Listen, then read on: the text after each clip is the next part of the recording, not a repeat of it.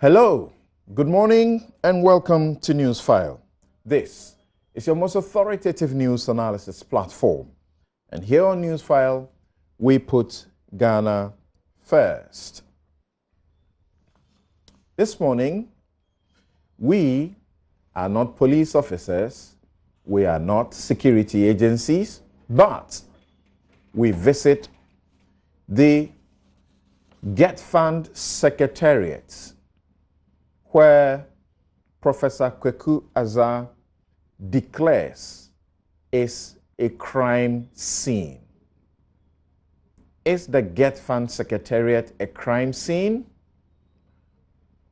You may have seen or read about the Auditor General's report about how funds for scholarship were misused, as much as 1.8 million not properly expended. What will happen? How do we avoid a repeat of the situation? We find out if MPs are needy. The army has been kicked out of the Galamsey operations. That's the question. And we find out why Amidu won't probe the excavator mess. He says the petition to him is made of conjecture and his office will not waste its time on it. The Speaker of Parliament and the leadership, are they in veiled or overt media censorship? The Ghana Journalists Association has come very hard on them. We'll be right back to deal with the vexed matters.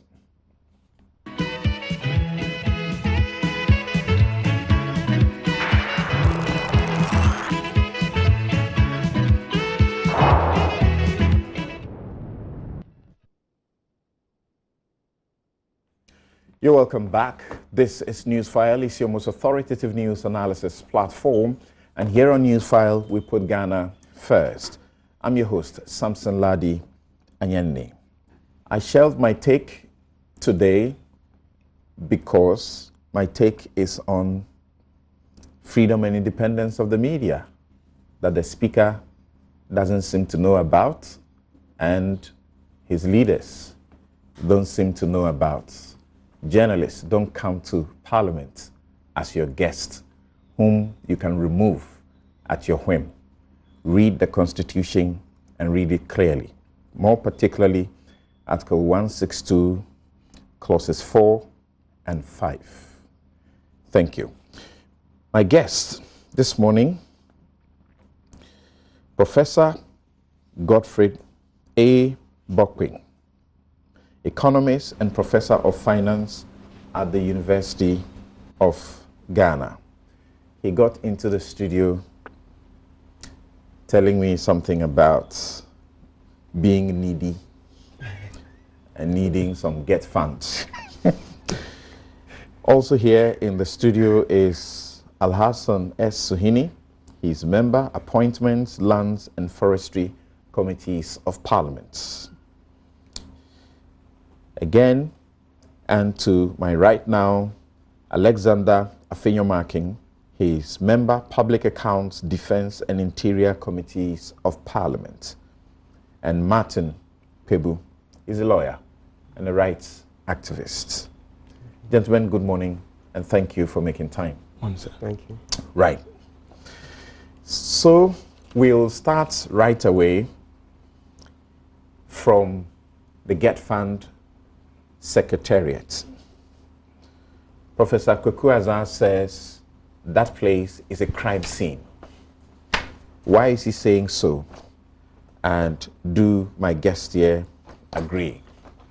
After all, it's only less than 200 MPs or politicians and media personnel who benefited from the audit, who benefited from the scholarships. So what exactly is the problem. Let's begin with Professor Godfrey Bokpin.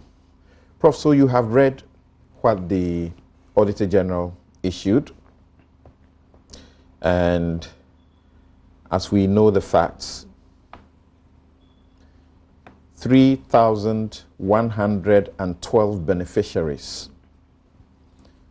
2,117 were unlawfully granted scholarships to study abroad. That's what the audit declares. And this is an audit, performance audit, spanning 2012 to 2018. Prof, which portions of the audit catch your attention, and what should we make of it? Okay. Thank you very much. Good morning, and good morning to our cherished viewers. So, should I say I was surprised? Maybe I'll say no. I will say no because the perception about GetFund out there is not one that serves the common good. The perception out there is not one that serves the ordinary Ghanaian. That said, I want to look at the report from two levels.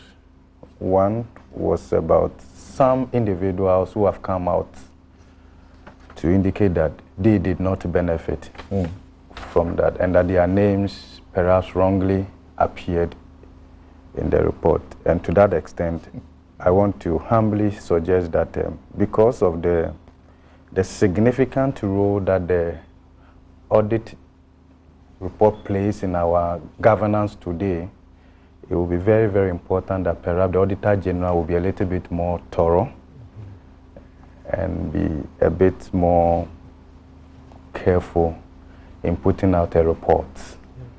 Because whether we like it or not, since he was appointed and the work he has done so far, there's some level of acceptance of his report in our governance space, for which reason we recognize that Ghana has a hope has a future to some extent.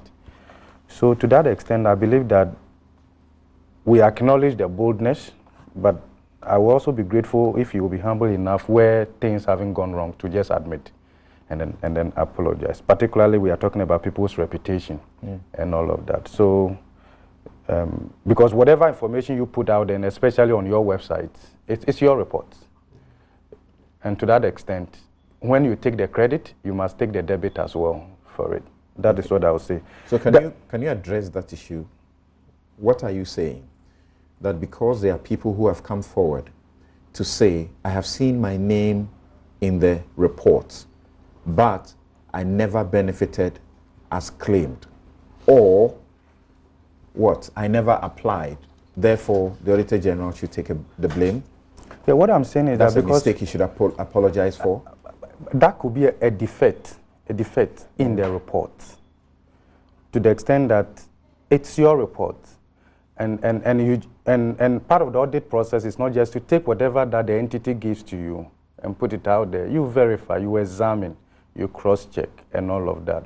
So I'm saying this because if you look at the dynamics today, and given how he was appointed and when he was appointed and all of that, you don't want to give room to people to begin to read negative meaning into what you do, particularly. And that is why I'm just giving this caution that going forward, we have to be a little bit more thorough. Of course, speed and then quality, we have to be able to balance that very well. So that is the point that I'm trying to make. Just hold on. Just hold on. That issue has come up. What do you say, Soini, that the Auditor General generates a report from an audit, and there are portions that people have issues with because their names are on the list and they either never applied or applied but refused, never got the money, and so what's really what he's saying? Well, let me say good morning to you and to my colleagues on the panel and to our cherished viewers and listeners. I think that I don't entirely agree with him when he suggests that the Auditor General you know, exercised wrong discretion in putting out the documents that he was given from GetFund, and to suggest that he did not examine those documents before putting them out. I think that there have been two reactions from the, you know, people who have been mentioned, and those who are raising the issue of their names being in the report, even though they did not get any benefit from GetFund, I think are doing so correctly. And I think the institution they must be pursuing is GetFund and not the Auditor General. I think they must be grateful to the Auditor General for putting this, you know, out there for them to know if indeed they did not benefit from the fund, that people may have milked the fund using their names and using their identity, and for which they can now pursue justice, not only for themselves, but for all of us and for the fund. But when you're doing an audit, you're supposed to do verification, or what is known as vouching. Yes. So if you're giving, you know, information by the auditee that Honorable Suini got this amount of money for this particular program, is it not your duty to check and to be very sure about that before, you know, you conclude your audit? You see, I think the Auditor General's work have to be understood within the context that it audits institutions. So, and it does so one at a time. So if it goes to GetFund and it's auditing GetFund, and GetFund has dealings with another institution or person, and GetFund gives records of that dealing to the Auditor General, it is not for the Auditor General to go to the other institution and begin another audit from that point, unless maybe when it is time for it to do so, then perhaps it can juxtapose whatever records it gets from that institution or person against what it got from GetFund when it was doing the GetFund audit. Okay. So in this particular case, the Auditor General was auditing GetFund, and so may have examined whatever GetFund gave to it. And I don't think it was for the Auditor General to go to all other institutions or persons named and audit them as well to see if indeed what GetFund has given it is correct. Okay, so just that point, I need us to clear it before we proceed. So, Martin, what do you say about that? The Auditor General gets the information. Once he gets the information of the document, he has no role in verifying the information. He surely must. He must. Yeah. So okay. I side with Professor Bobkin when he makes the point that, you know, we all love the Auditor General, but we will beg that going forward, maybe they should scrutinize more. Because, yes, you see admission letters, you see award of scholarship, but you must verify whether they were really paid from the bank statements. I understand that bank statements were furnished to him. So cross-check from the bank statements that you were given, whether maybe Mr. X, who was awarded the scholarship, has really been paid through the bank statements. You see, that's very critical, because now you see that those few mistakes that have been made have really dented the work is done. Okay. This is so when you say mistake, what are you talking about? The publication of the list that has got the people who didn't know that they have been named as having received funds when they have not received. Is that the mistake? So that if they had cross-checked, they shouldn't have published that. Is that what you're saying? Yes, yes. They should have cross-checked. You see, if you're saying that Mr. X is taking money unlawfully, I think reach out to Mr. X, let him respond, just like the way you mentioned the voucher of verification. That would have saved us all this Did the Auditor General say Mr. X has taken money unlawfully, or that GetFund has disbursed money that it can't account for? It's one and the same thing. Like, I remember the last time the president using the phrase, it's like saying 6 of one and then half a dozen of the other. Okay. Yeah, I was wondering, that was the first time I'd heard that expression. Please, it's one and the same thing. You've disbursed money, it's public funds, and you know that once the report is going to become public, people are going to make comments, and rightfully so. You see how the whole nation is charged. So I think that it behoves on him to double check with, or apart from the auditee, also the alleged the persons who have allegedly received their money unlawfully. In any event, you see, I don't know if we can make this point now. It looks like we've all been carried away by the point that has been made that the monies were given out unlawfully. I don't think it looks like that, because let's be very clear about this. The list was the budget was presented to Parliament, and Parliament passed it. And you know that you can't spend a dime without the Appropriation Act. So that's an act of Parliament. And I have been in court before. There was this now about the mistakes that the Statute Law Revision Commission made. So many mistakes. We all complain at the bar. Yet when we presented that case to the Supreme Court lambasted Parliament. But at the end of the day, they said, look, the reports were presented to Parliament. Parliament failed to scrutinize and pass. So for them, the Supreme Court wouldn't have anything to do with it. Okay. I think it's instructive. Just 1 second. Let me just read a small part of it. Look, this is what they said.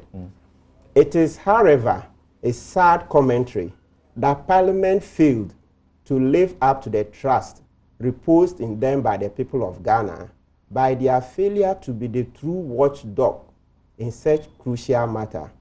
This is because the deliberations on the adoption of the 7 volumes of the laws of Ghana were hasty, superficial, and lacked any commitment.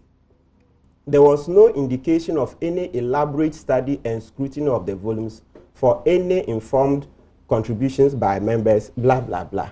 So I think this is the same thing, because I have seen an approval letter, several of them emanating from Parliament, where they said, look, at the sitting, they had approved the budget. Okay. And in it is clear that we are awarding X amount. So let's say off the top of my head, I can remember the one for 2016. They say, yes, we agree. They are awarding 20 million cedis for the foreign scholarships. And it's in there. And the parliamentary records, they are public records. So we can all access them. All so let's not run away with this and that is unlawful. So I heard you, I saw you also nodding. Is it the point that when the auditors were giving the 3,000 plus lists, they had to call everybody, ask them, find their numbers, call them, ask them if you indeed received this money or you didn't receive the money? What are we saying? All right, Samson, thank you for the opportunity, and good morning to my colleagues here, those viewing us and listening to us.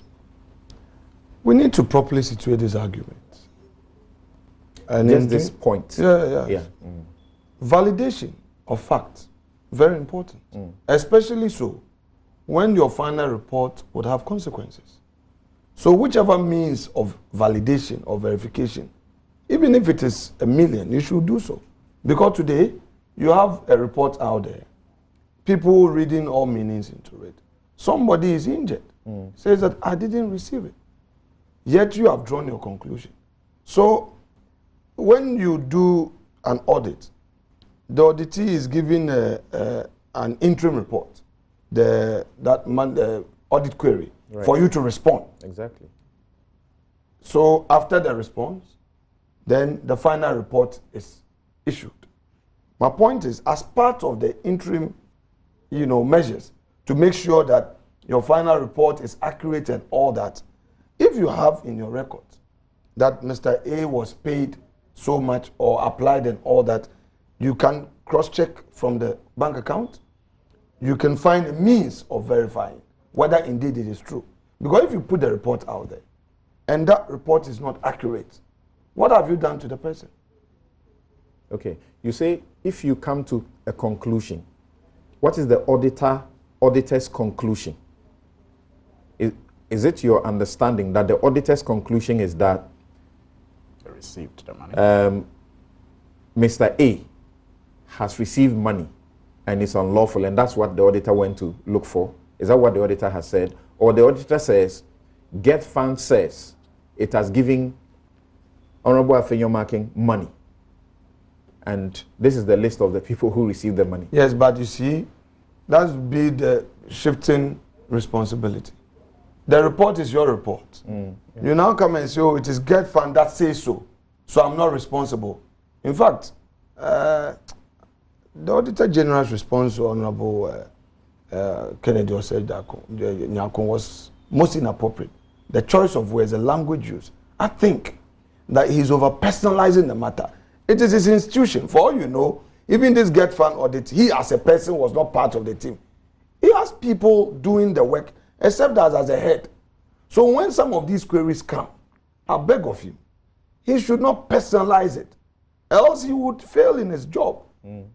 He says he loves him. People love his work. Napo himself, who has become a victim of this whole brouhaha, has been talking for the Auditor General. I remember some time ago we came here, issues about auditor. Immediately after here, Napo called me, so I said, no, they be. This is what Napo told me. And in government, Napo has been a strong advocate for the Auditor General. So I am saying that. I'm aware. And you see, sometimes somebody cares about your work. You should also be a bit more responsible. You can't get up, right, and you meet your colleagues and you are just casting insinuations. If that's the way judges behave, then we are going to have chaos. I'll plead with him. Did you read the letter that he replied to? I read it. Very inappropriate. You don't have anything with that letter? Any problem with that? The response to the letter he responded to, you don't have any problem with that one? I say most inappropriate. Most inappropriate? Yes. But he shouldn't have replied in same measure. What I'm saying, listen, the man writes to you.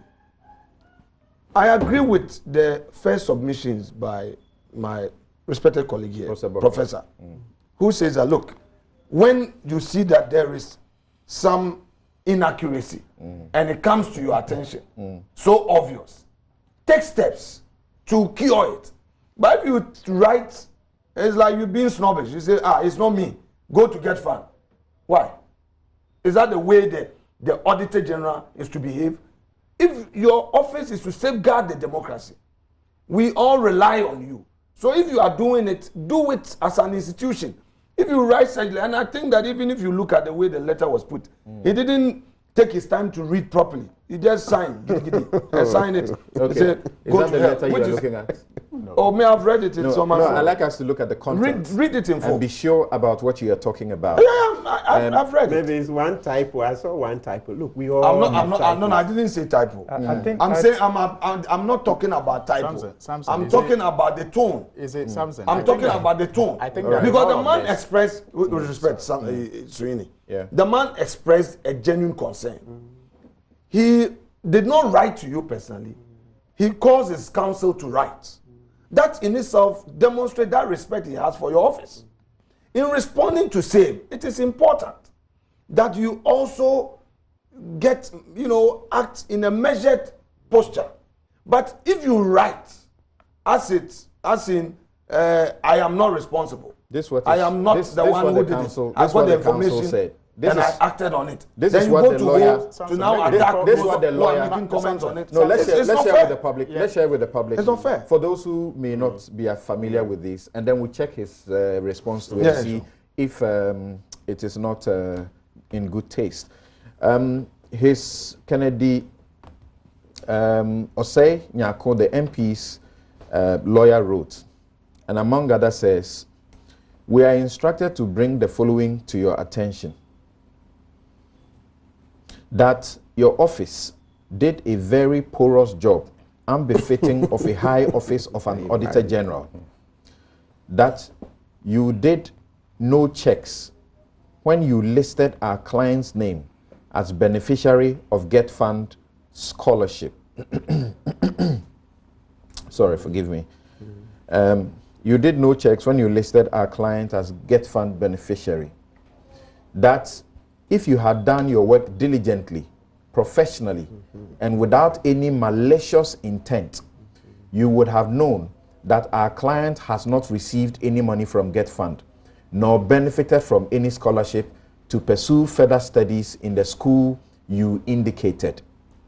That as a matter of fact, your own bias finding as published did not indicate any amount of money for which our client is alleged to have benefited from.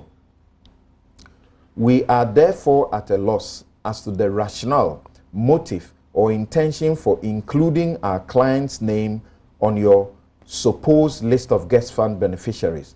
From the foregoing, it stands to reason that your work was grossly unprofessional, biased, unethical, incompetent, and was merely intended to cause public disaffection to our client, since the inclusion of his name on the list was made without any basis. And then they issued the threat of going to court.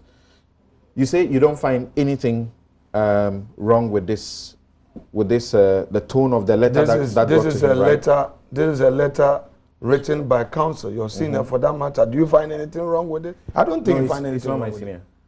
Gary? No, it's not my senior. Oh, yeah, you proceed. The question is, what do you say you don't find anything wrong with you know there's nothing wrong with the letter. It's not about me, it's about you. No, but we know. We know that there's nothing wrong with this letter. Okay. Because you are injuring somebody's reputation. You put out there, the man is going for primaries. It's an election year. You go and say that the man has received money. You didn't cross-check with him. You didn't, then you say he writes to you that is not appropriate. Okay. And you think there's something wrong with it? Right. Is it possible to read the Auditor General's report? In all of this, I don't think that we should reduce the discussion to the exchanges of letters between the Auditor General. It's part of it. It has become yes, it's part of it, but we shouldn't reduce the discussion. But the question I ask myself in all of it, this discussion is, what difference would it have made to the report?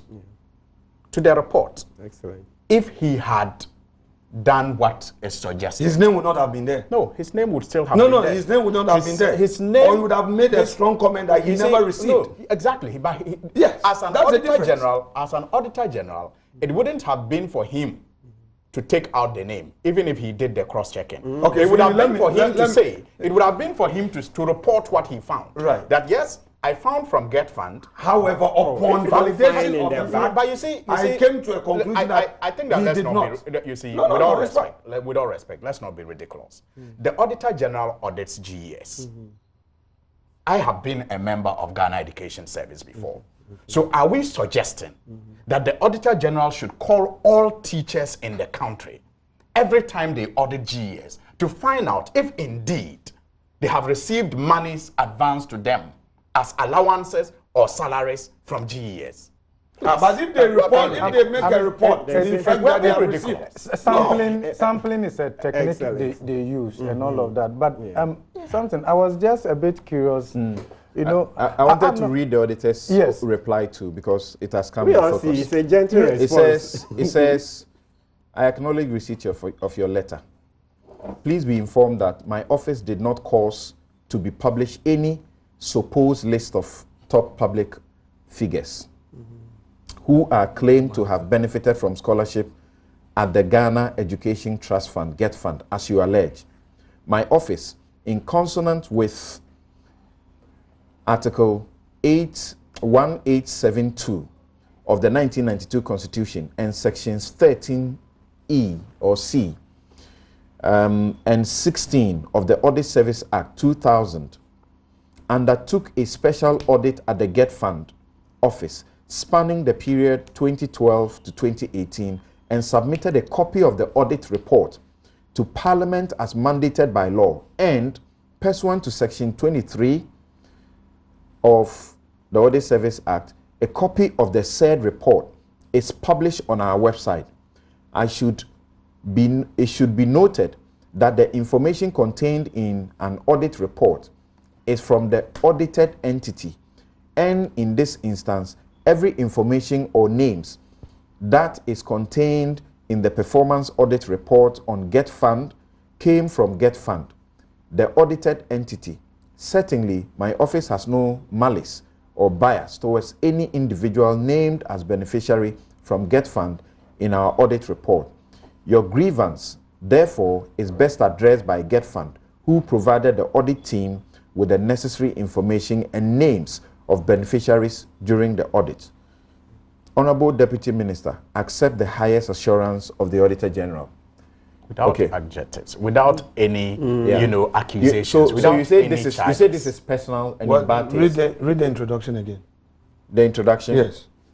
I acknowledge receipt of your letter, dated so and so. Please be informed that my office did not cause to be published any quote supposed list of top official political figures who are claimed to have benefited. Is that what Gary Nimako said?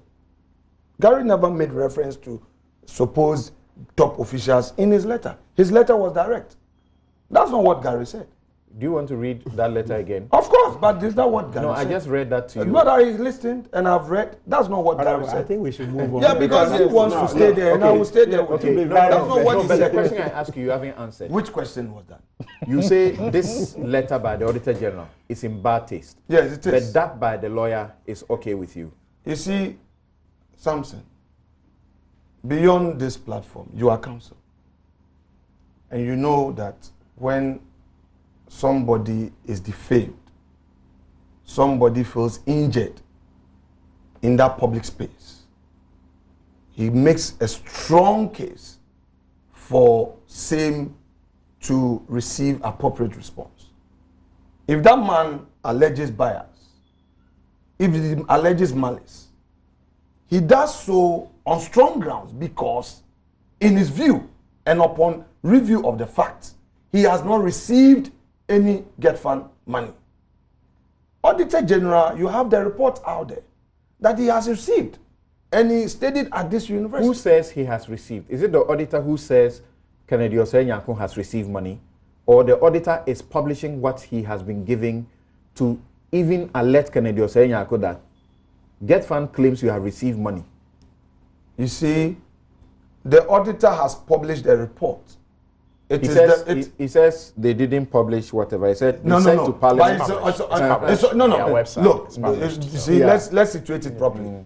If you have published your final report, it's a publication. Right. You circulating it is another matter. So you shouldn't say they haven't published. The fact that you have it on your website, the fact that you signed to the document, it's a publication. It's out there. So let's move on from there. The second point is this debate as to whether or not the Auditor General is to take a step further to validate facts. Okay. And then I think the you have shifting spoken, of responsibility. I think you have spoken about that. Yeah. My question to you was specific, whether you find any problem with the first letter that he responded to, and you say you don't. Okay, so let's come to you, Prof. Yes, you were the one on. Thank you very much. I'm just thinking that if you look at, I think the second paragraph, where it looks to me that given the query sort of, right, he sought to explain by saying that I'm not the one to be blamed, that it's rather this way. But at this stage, it's your report we are discussing. At this stage, it's your signature that is on it. I said this also within this whole concept of public interest, because the public may not have the opportunity of double checking on anybody's behalf. And also, if you look at the way the Auditor General has carried his work since he assumed, especially with the media engagement and all of that, it hasn't gone down well with everybody.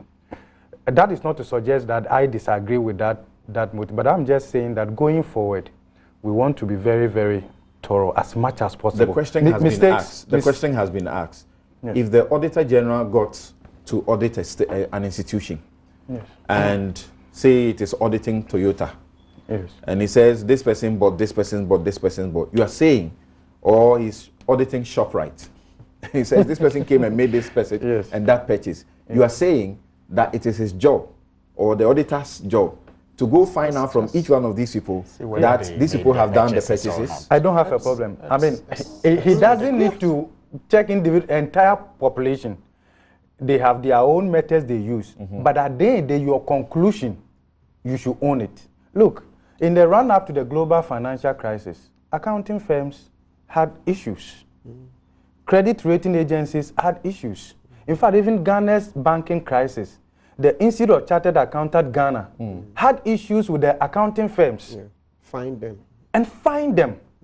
Why did that happen? There's a certain expectation that comes along with the auditor's report and all of that. So I'm just saying that he doesn't need to give himself up in this manner for this kind of, other than that, you know, it takes away a certain credibility or a certain, which is not good, which is not good. And that's what I'm saying, that I can easily forgive. By the law. And the reason I'm saying so is that mistakes are evidence that we are human beings. By the law. Let's admit where we have gone wrong. And I was thinking that for by this the law, report, when they are doing the audit, when they find issues, they are supposed to discuss with the people they are auditing, right? Yes. Yeah. Then the people must reply, must write to answer their queries. Yes. Then at a different stage, they are supposed to now ask the head of the institution, give them the report, their findings and recommendations, and get them to also do what? Write back, which is the, the management letter. Yes. And they incorporate all of that in what they do. You say that is not good enough a process? It's a process you go through to assure himself that what he is putting out there is something he can stand by at any time. Other than the accounting firms could have also explained this whole issue out and all of that, and say that, you know what, this was what they gave me. Look, the fact that they gave it to you doesn't mean that you should just put it out there and say that, then go take them on. I'm saying that we all can do better. Remember, my understanding is that in auditing, it goes beyond the law. There are professional standards you have to keep to, ethical standards you have to keep to, and all of that. Because, you see, I hope we are not missing the point. The Auditor General is doing creditably well in the interest of Ghana. And when I said this, and I raised issues with what has happened, I'm saying so to encourage him. All right. That he can do better going forward. Let's be a bit more thorough, because you know how people are going to take your report. He himself knows how many people perhaps want him out. You don't give yourself out. Martin is referring to the law, and he's got all of them in front of him. And the question, I'm not a lawyer. The question so I need to get you on is this: why do you think the law allows for punishment or criminal sanction against an auditee who gives false information or information he does not, he has reason to believe is not true? Why does the law, the Audit Service Act, punish them with criminal sanctions, including prison terms? Obviously, that is to make sure that the auditee would give the right kind of information. Because all too often we know how in certain institutions, excuse me, they can decide to frustrate the work of the Auditor General. Not only the Auditor General, various government institutions here and there. So it's obvious that we want to make sure that the answers given, the information provided is accurate. Great. Who is the auditor auditing? Is it the individual whose name is being found or the institution? It's the institution. And who is the report to? It's to the institution. Right. But let's not forget that once people's reputations are at stake, it's just common sense that, look, we can reach out. We can reach out. They say just about 1,000 and something. Is that not so? The unlawful scholarship, so to speak. 1,000 and something. 2,000 plus. Yes. So you get people, you pick up the phone, call. Like Prof even said, if you don't want to call or sample. But bottom line is that once you put somebody's name out there and it turns out that it's false, as we said, it has greatly dented the work. If the auditor is auditing you, if the auditor is auditing you, and he's bringing you his findings back to you, he's telling you that, Martin, you say you gave Samson 20 CDs. You didn't. What's wrong with that? So definitely, then if the report shouldn't be out first, then let the auditee further respond so that you can correct. The auditee does not have the opportunity to further respond because he has responded first. His head of institution has responded second. And then at this point, the thing has to go to Parliament. Public Accounts Committee has to vet it. If they have problems with you, the auditee, they will call you back. And then subsequently, if you are involved and you dislike, you go to court and appeal. You know what? Yes, we'll be wasting this in taxpayers' money if we don't do a thorough job, end up in court, and then the case is thrown out. Look, it's common sense that once people's names are involved, I think it behoves on the Auditor General to make sure that, look, as much as possible, all those ones are verified. Remember, we are even making the first point is that it's not been stated that he verified from the bank accounts because GetFund supposedly gave him the bank statement. So did you verify that payments were made from the bank? That's okay. And of course, by the way, I just hear he may be retiring soon. Considering the way we love him, we pray that His Excellency will give him an extension. Just one second. I play. So if auditor issues a report about an institution, and you, Martin, has been mentioned as having done something wrong, will you be unhappy about the one who did the audit or the one who gave the information suggesting that you have taken money from him when you have not? No, Samson, the question itself has to be taken in perspective. Yes. The information I said, look, you know how audit are done. It's a mass of information. It's not as if GetFund selected them and said, these persons... No, Martin, answer my question direct. I own a shop. Yes. You have not come to buy anything. Yes. When auditors came, I told the auditors, you came and bought 100,000 worth of goods. Will you be happy? Will you be unhappy with me who did the audit, the one who did the audit, or I who told the auditor that Martin came to make purchase when he didn't? Obviously, in this particular case, with you, because you gave that information. But please, analogies blur the argument. Okay. Okay. Analogies blur the argument. It's not the same as the one you put to me in respect of the You know, GetFund. right. So that's not what I've answered. I think that there's a need for us to stop grandfathering people, you know, in our national discourse, because it only emboldens the wrong in most cases. And I am very confident that we are having this discussion because of the names of some people who are involved. But for these names, it is general, you know, knowledge, like my very good friend, Honorable Afenyo, indicated, that when an audit is carried out by the Auditor General on an institution, it's the auditee who responds. It's not whoever is found in the audit process. It's the auditee. Please, if you're going to injure somebody's reputation, what stops you? No, it is remember, the law can state everything. The point I'm making is that it is not the Auditor General, if there is any injury to anybody's reputation, it is not the Auditor General who is doing that. It is the one who perhaps may be lying to the Auditor General who is doing that. In law, if you publish a falsehood, if somebody, the originator, does it, and then you also pick it and republish, you are also liable for defamation. I agree with that, because I've also practiced. Is the auditor liable to defamation? Or presumably, in certain circumstances. Check the law. Is the auditor liable to presumably, let me finish the point I'm making. You see, there's a reason why in the law it's the auditee who must give a response. Right. So if in the course of the auditing, other names come up, why is it not captured in the law that those people must also be given a chance to respond? But it is the auditee who must give a response. And in this case, the Auditor General did exactly what is expected of it, because it was auditing GetFund and not the beneficiaries. There can be an audit on the beneficiaries also. Let's not forget that. The Auditor General can carry out an audit that is specifically meant for beneficiaries, because in some cases, some people can even take these funds. Some people can take these funds awarded to these people. You have extended the distance to them already. No, you don't need to do. Let's not begin to try and suggest what the auditor was doing. This is what the auditor says were the objectives. Objectives of the audit.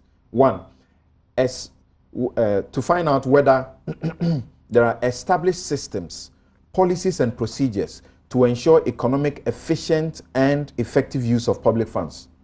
2, instituted measures to award scholarship within its allocation limits. Establish a selection process to ensure scholarships were granted to qualified Ghanaians. Instituted controls to secure the efficient and effective disbursement of public funds. So this is what they sought. So Samson, the point I'm making is that let's not forget that the Auditor General can also choose to carry out an audit on beneficiaries of GetFund. Okay. Just so that perhaps we are informed whether these beneficiaries are actually using the funds for its intended purpose. In that case, it will now be the expectation that the Auditor General will be speaking to the beneficiaries and the institutions they claim to have attended. Let's speak to the Auditor General's Department. Bernard Kondua, Assistant Public Relations Officer at the Audit Service, joins us. Thank you for joining us. Why this intervention? Thank you very much, Samson, and good morning to your viewers and your listeners alike. I just want to clarify something small. That the audit that the Auditor General conducts, first, the Auditor General doesn't go to the field to do audit. It is the staff of Audit Service. So for anybody to impugn that he's targeting people will be most unfair and disingenuous. The staff go out there to do the audit. Now, the audit, just as you read the audit objective, was to examine what transpired at GetFund. So the focus was on the institution. And so all the audit observations at any given time is given to the management of GetFund to respond. At the end of the audit, we organize what we call the exit conference, where we sit again with the management of GetFund, and in this case we went through the issues one after the other, after which we gave them a draft management letter to look at the issues and respond in writing. Having done that, we gave them 2 weeks. And when they responded, we even had to extend the time for them, after which we wrote back to them officially, asking them to confirm that these information are the information they are claiming are the authentic and the records available to them. These evidence included even their own bank transfer advices to the various individuals and accounts.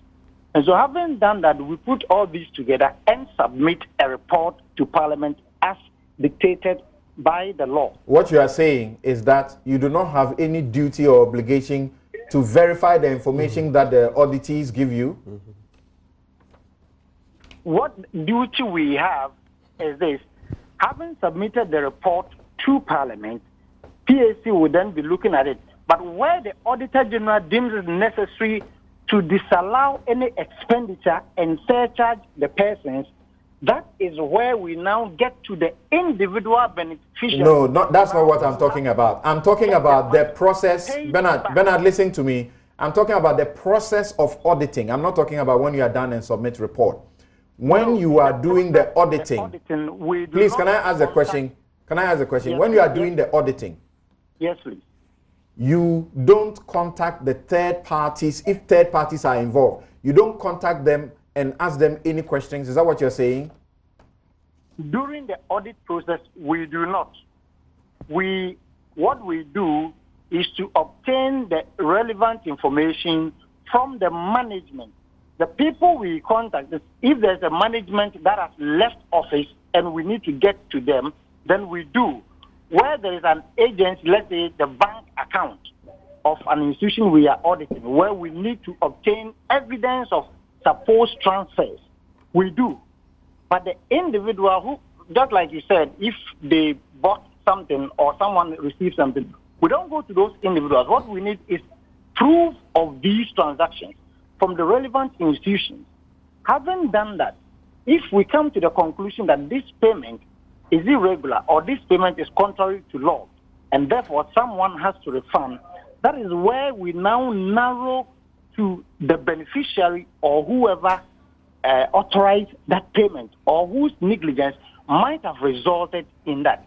So in this particular case, GetFund says these people applied for scholarships, and these are their names. These are their approvals. These are the monies I have sent to all those individuals through my banker. We then request from the bank to get authentication of these transfers and then add them and send to Parliament. And that is why you realize that anytime PAC is sitting, they do not invite individuals unless there's a proof that the management of the entity is unable to provide every information the PAC needs. Else you realize PAC always invites only the management of the audited entity. Right, but is this, you know, people have genuine questions. You must have your answers. For example, when I read your law, section 33(1) of the Audit Service Act, which says anybody or the person who is giving you the information for your work, if they give to the Auditor General any information which the person knows to be false or which he has no reason to believe is true, they are committing a crime for which they will be punished. if you don't check and find and get to know that it's false information, how would they be punished? If your job is simply to collect the information and give it to the Public Accounts Committee. Something you will agree with me that the law makes room for this to be done when we are to disallow an expenditure and proceed to surcharge the persons involved. That is why you now have to give notice of intention to these individuals as mentioned in the report or any other document that we used in arriving at this decision. But the focus of the audit was on the administration of scholarship by GetFund. And the processes they have put in place to be sure that they are indeed providing an all right. Shouldn't have put out those names. All right. That's all. All right. Bernard, thank you very much for the intervention. Thank you very much. Now, can we let's go hold on. Can we have done quite a bit of time. Can we now move to the questions away from whether somebody did a good job or a bad job? This is one of the accountability institutions in the country. So what do we do with the report they have brought? Again with you. Something like I said at the beginning, it's increasingly becoming clear that state institutions that are supposed to provide services, disburse money, are failing the ordinary people.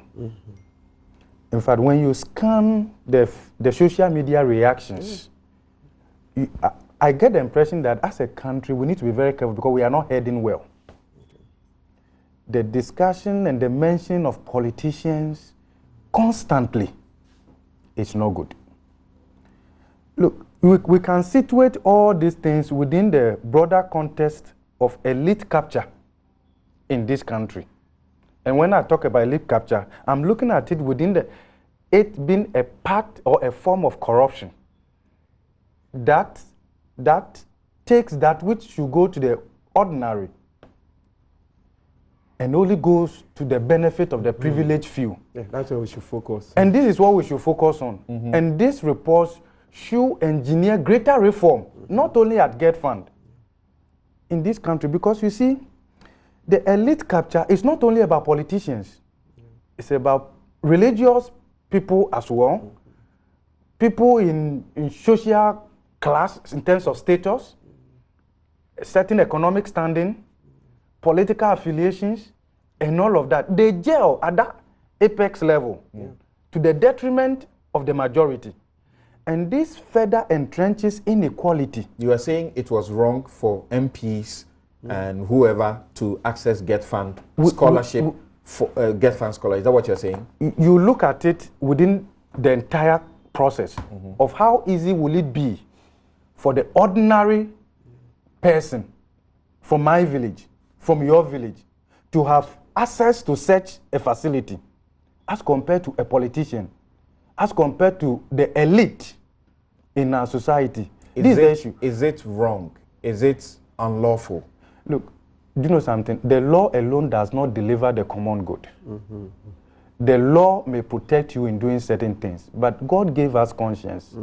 We have ethical considerations, morality, the broader societal context.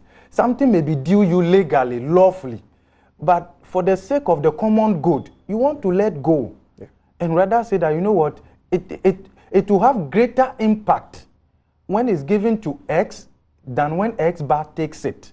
This is the issue. Look, something. We are talking about this country. Do you know the number of people who are struggling to pay their fees? For some of them, it's just 100 Ghana cedis. Look, from the Office of Dean of Students, yesterday was deadline.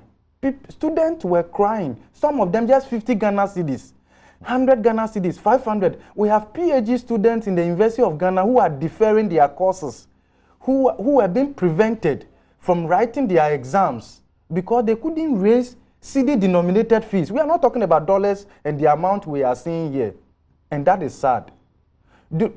We are not saying that they do not even apply. You're saying that an MP who is justifying to you that I needed to attend this conference to improve myself, to serve you better. You're saying, what is wrong with that? Do you know something? We have limited resources. Yeah.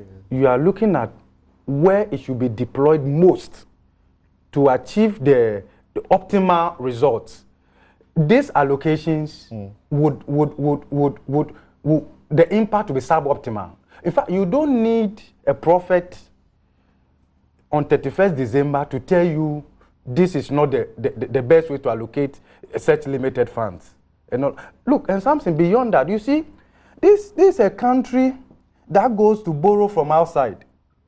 This is a country that is, our debt is 214 billion. If we divide that by the number of people we have in this country, each individual will perhaps more than 6,000.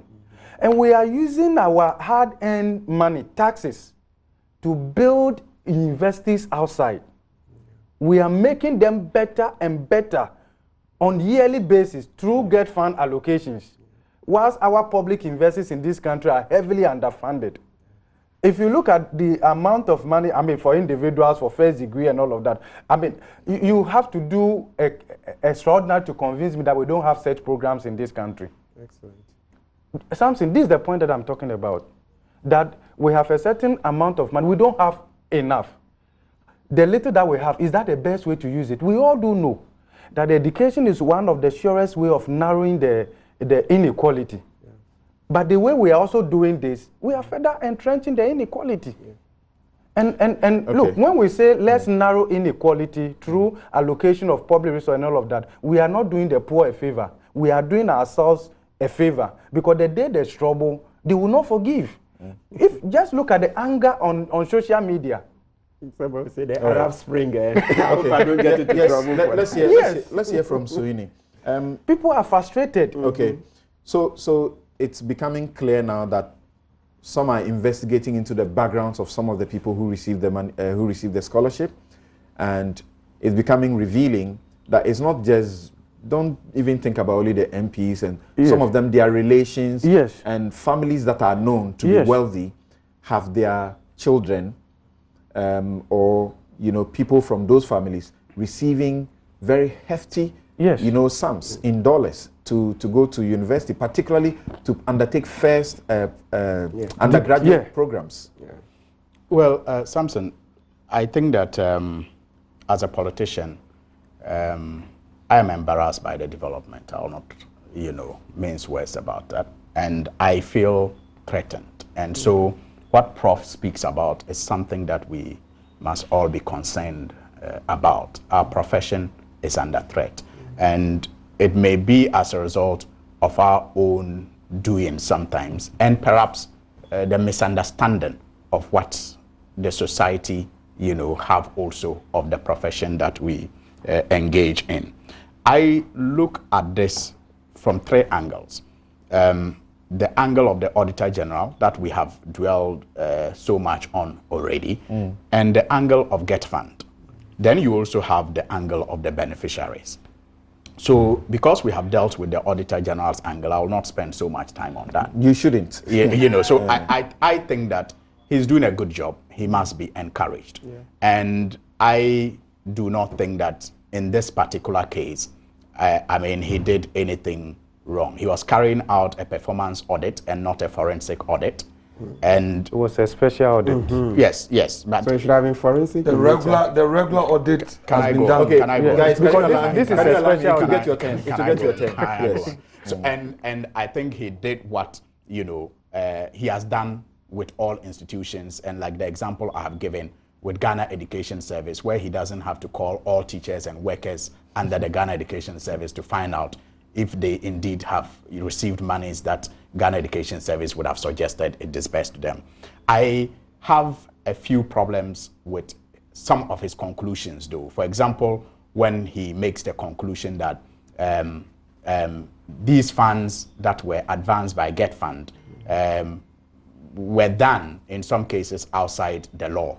I do not have a problem if it turns out to be true, and so far I don't get any response that suggests otherwise.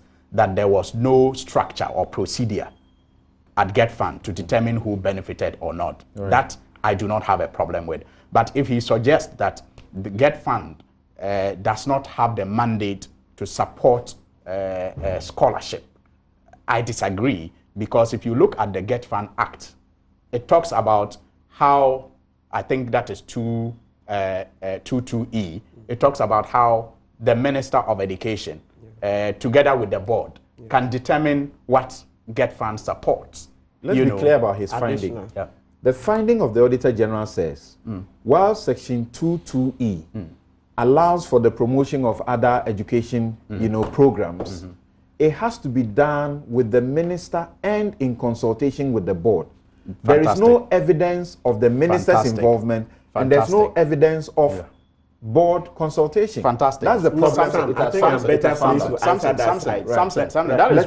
That is why I said that I do not have a problem with that part of the conclusion that says there may be no procedures and standards. Because if there were procedures and standards, that would have been determined by the board and the minister. I do not have a problem if it concludes that there were no procedures. But if the general impression is given that GetFund does not or is not allowed to do scholarship, if that is the general impression, then I disagree with it. I'm saying that GetFund can do scholarship if it satisfies this, requirement of getting, approval from the minister and the board. It can do scholarships. Now, on the GetFund itself, let me put out that I personally know Mr. Sam Garba, who was the administrator of GetFund for the larger portion of the audit period. That is he was in charge of GetFund from 2009, I think, to 2012. Now this audit covered 2009 to 2018. I think he went beyond 2012. No, yeah, he finished in 2016. He started from 2009 to 2016. You read his responses in the audit? Okay, you go on. I know him. I know him to be somebody, and anybody who has dealt with him will tell you that he's a very forthright person. You can fault whatever he does, but once he has a very strong conviction, if he was allowed to do his work well. Trust me, he is not a pushover. That I can tell you. Mr. Sam Garba is not a pushover, and so if he has a strong presence of mind and he's convinced about a situation, he will defend it to whatever level. And so I think whatever decisions he took there may have been driven by that conviction that I know he has. But it does not mean that he couldn't have made mistakes, even with that character and attitude that I know of him. Okay. But I think that the issue of some of the beneficiaries has, for me, raised the question of how GetFund itself is managed and how it keeps its records. It may go beyond the administrator. For example, if names are discovered to have, or names of people who were supposed to have received funding from the fund are claiming they did not receive funding from the fund, and yet monies were disbursed, it may even go beyond the administrator. There may be the need for us to look at the audit recommendation that there's a need for us to have a structure, or if you like, regulations at GetFund that will govern some of these things. Some transparency in the award of contracts. Right. But you also have a situation where some professors and lecturers and others benefited from the fund. And I think that also is clearly within the law, because it is for GetFund to support faculty. So I do not have a problem with such people. But the problem I have in this whole report is those with Article 71. And it has to do with even the presence of mind with that privilege to still apply for such support. I do not agree with the explanation that people who are MPs are not necessarily rich and maybe needy.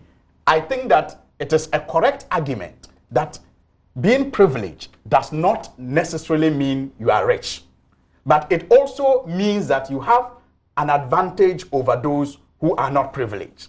And you are exploiting that advantage. Exactly. But you should not exploit that. You are allowed to exploit that advantage, but not to the detriment of those that you have that advantage over. That is why you are considered privileged. So you should not exploit that advantage you have to the detriment of those who are disadvantaged. And in the case of some of these members of parliament and ministers of state, what I see is what makes me embarrassed about the situation, because I do not think that there's a portion that you wanted to come in. You wanted to come in about the law. Yes. Now, looking at the law, what did you want to say? He says GetFund can give out scholarships. Yes. There's no problem with that. Yeah. What did the Auditor General say is the problem? Reading section 2, subsection 2 of the law. What did the Auditor General say is the problem? So he mentioned that the foreign scholarships, that's where the main issue is. The foreign scholarships, were illegal. Is that so? So he's saying that the payment of the money is illegal. And that is where I'm making the point that we should tread cautiously on that path. The reason is that, look, under the law, first of all, GetFund comes up with a budget. And even before the budget, actually, from what I understand, they sit down with the minister. That's been the convention. And you know that the law cannot detail every step. So the practice they have evolved, their conventions that they sit with the minister, they discuss and come out with a formula. So the minister sits in that meeting. Remember, under 2E, it's his prerogative to decide what else GetFund can do. The audit report talks about the formula. Yes. So he sits at the meeting. He's sitting at the meeting is not for nothing.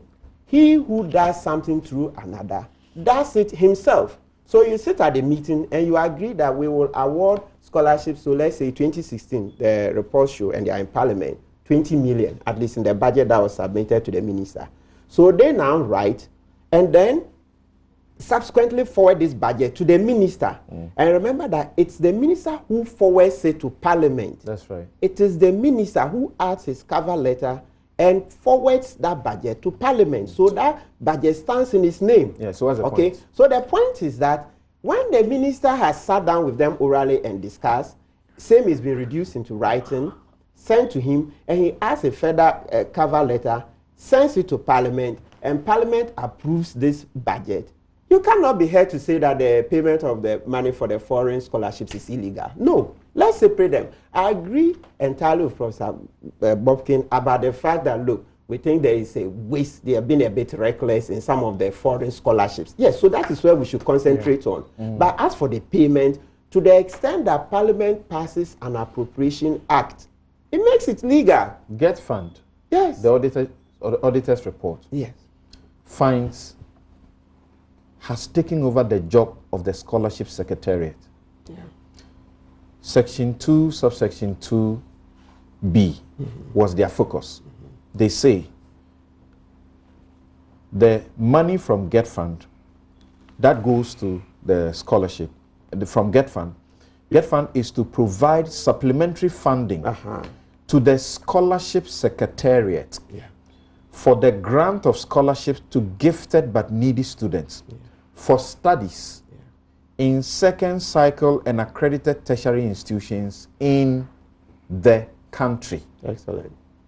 They say for GetFund to sit and do that job, it's supposed to give it to scholarship secretariat to do that job. Are you saying they are wrong in saying so? They say that the money for the studies is supposed to be for institutions in Ghana.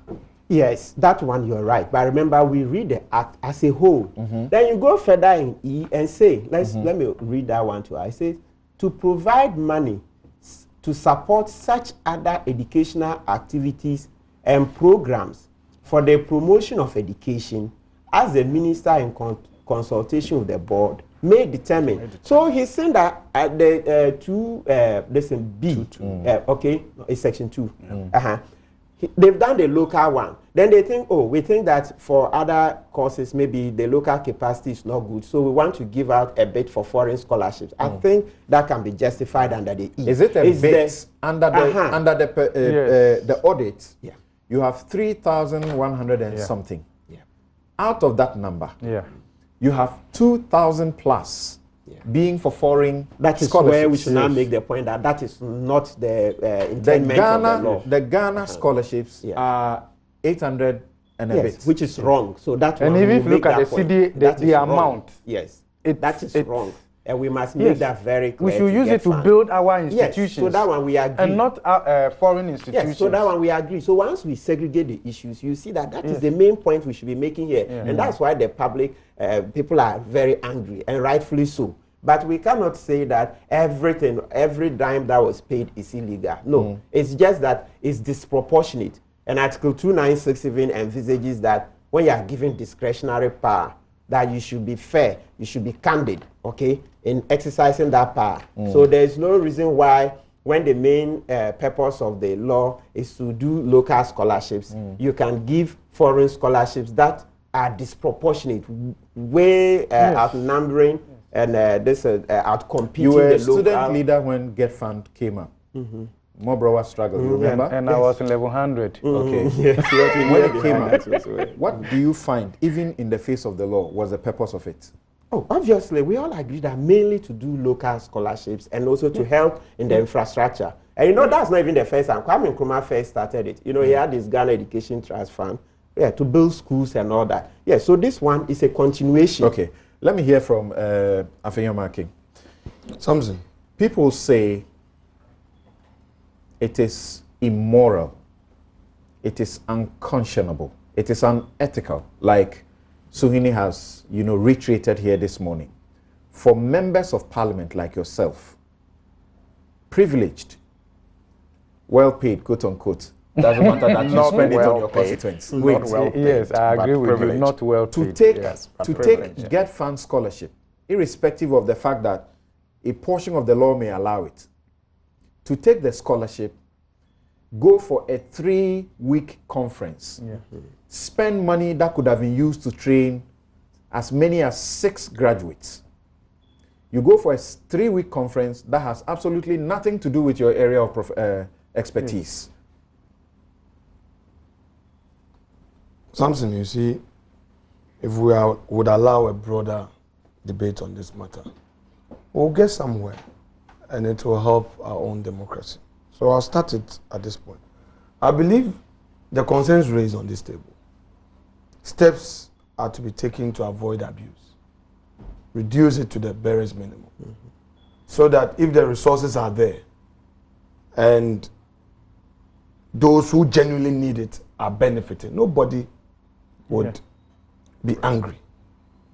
So even us as MPs, we have people coming to us. Recently, I did some auditing, and I realized that people were paying their fees and coming with the bill, still coming to take my money. So when we started paying directly, I told my guy that go and pay directly. It reduced. Then someone will say, oh, I want the money back. I said, Then somebody is in a private university. They say that pay. I said, but you are in a private school. You have a public school, why are you not going there? So at my level, I have taken steps to reduce it, limit it, and ensure that at least the little I get is really going into those who need it. Now, let's come to this. You do this with your common fund, not your pocket money, right? Or both. Okay, we have heard the defense that Ajosafo has given as many as 150 scholarships. So if she also got this, why are we, shameful crying about? Others, I thought more. that you use money, which is tax money already, common fund, to do these things. So when you say, I give, so if I'm getting. Is that what she said, or you've heard? Oh, it's all over, part of the defense. Let me develop my point. I know how you take people off their line. I know, but let me move on. The next point is the members of parliament issue. So I'm ready to debate you on the matter. You see, if we get overly emotional, overly sensational, we'll miss the point. So let's explain. If you are a member of parliament, you travel abroad on official duties. The state pays for you. You don't pay. It is money that could have been used to take care of the poor person in the village. Correct. You are paid a per diem. When you are a state official, the Auditor General gets his per diem. When he goes for courses, the state pays for it. When he travels abroad on official duties, the state pays for it. The Auditor General. and members of the Audit Service. They are all paid by the states. We don't say that those monies should go to the poor and then he doesn't need to travel. The argument must be properly be situated.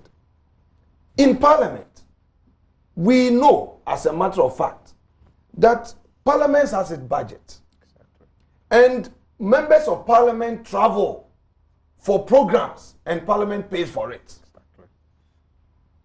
When, say, Parliament has exhausted its budget, there is an internal mechanism to assist when the leadership from both sides decide that, oh, this program, maybe nominate 2, nominate 3, Parliament that cannot support with its budget.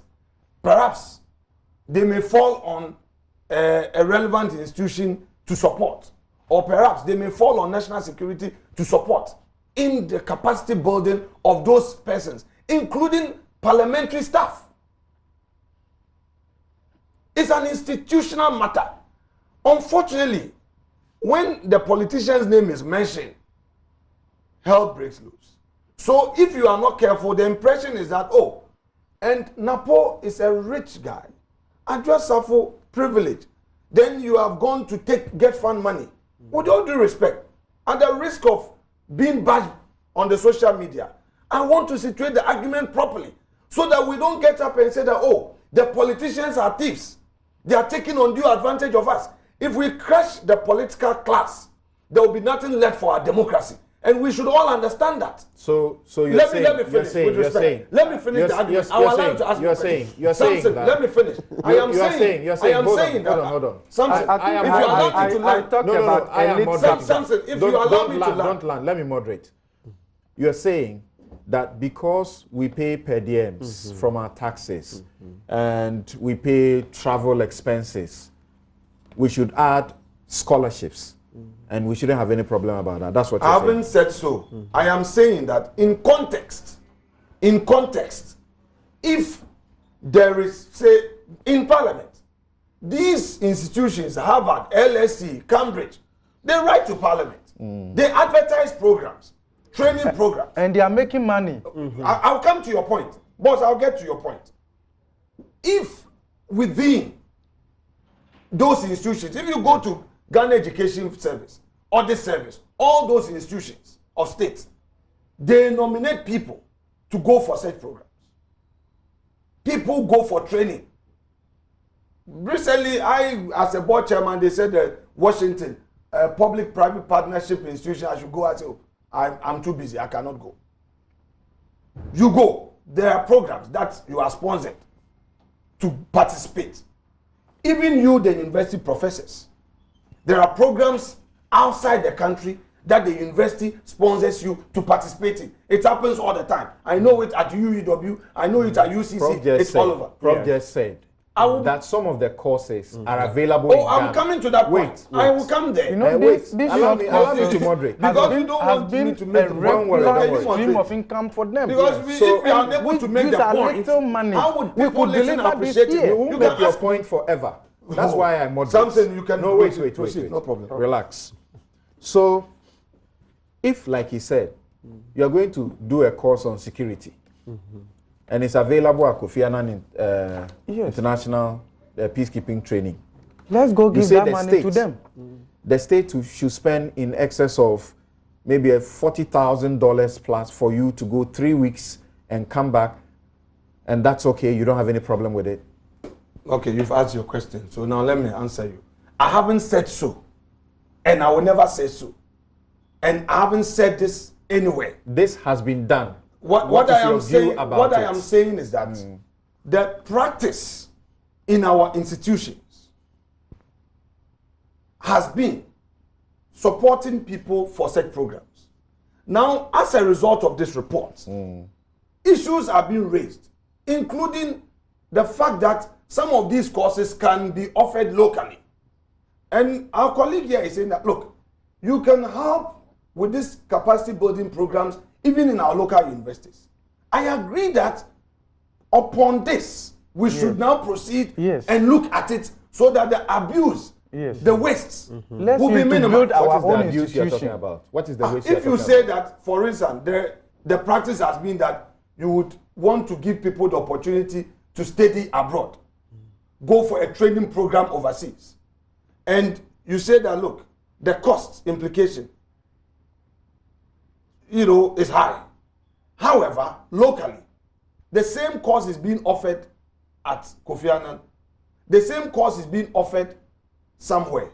Let's take advantage. Now, there's something else I need to also point out, because this has come to my attention in my capacity as board chair, Ghana Water. I realize that in almost all our institutions, there are consultants from abroad who come present proposals all over. It's not today. Then they run training programs even locally, but so expensive. They charge dollars. In fact, the former managing director of the IMF advised developing countries to rely less or use less foreign consultants. No, what I'm saying that even those institutions, they set up their own firm training programs, they charge dollars. Okay. Even you have locals that are charging fees that are so expensive. People participate in it.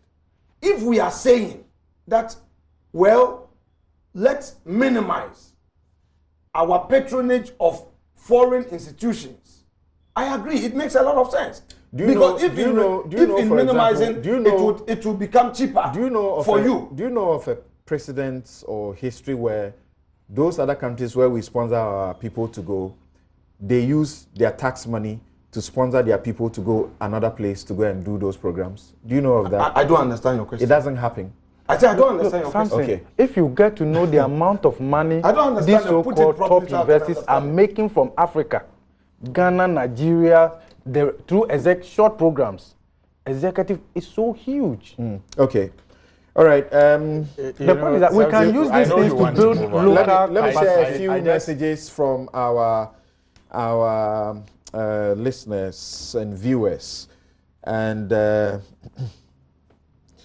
okay.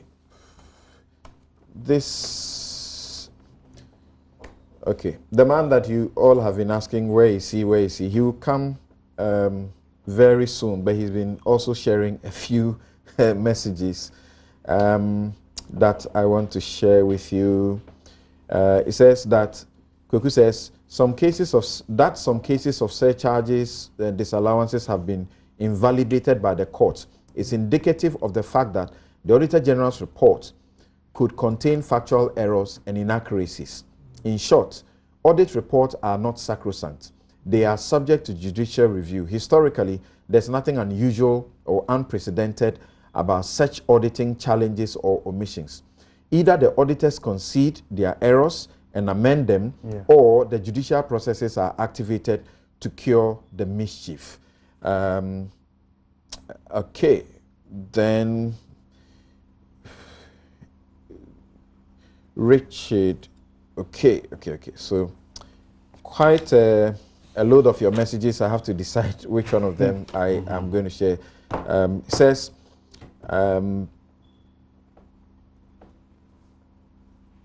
you said somewhere, Pebu, that they look through the budget and GetFund, and they truly make provisions for scholarship secretariat and turn around to disburse that fund from their office.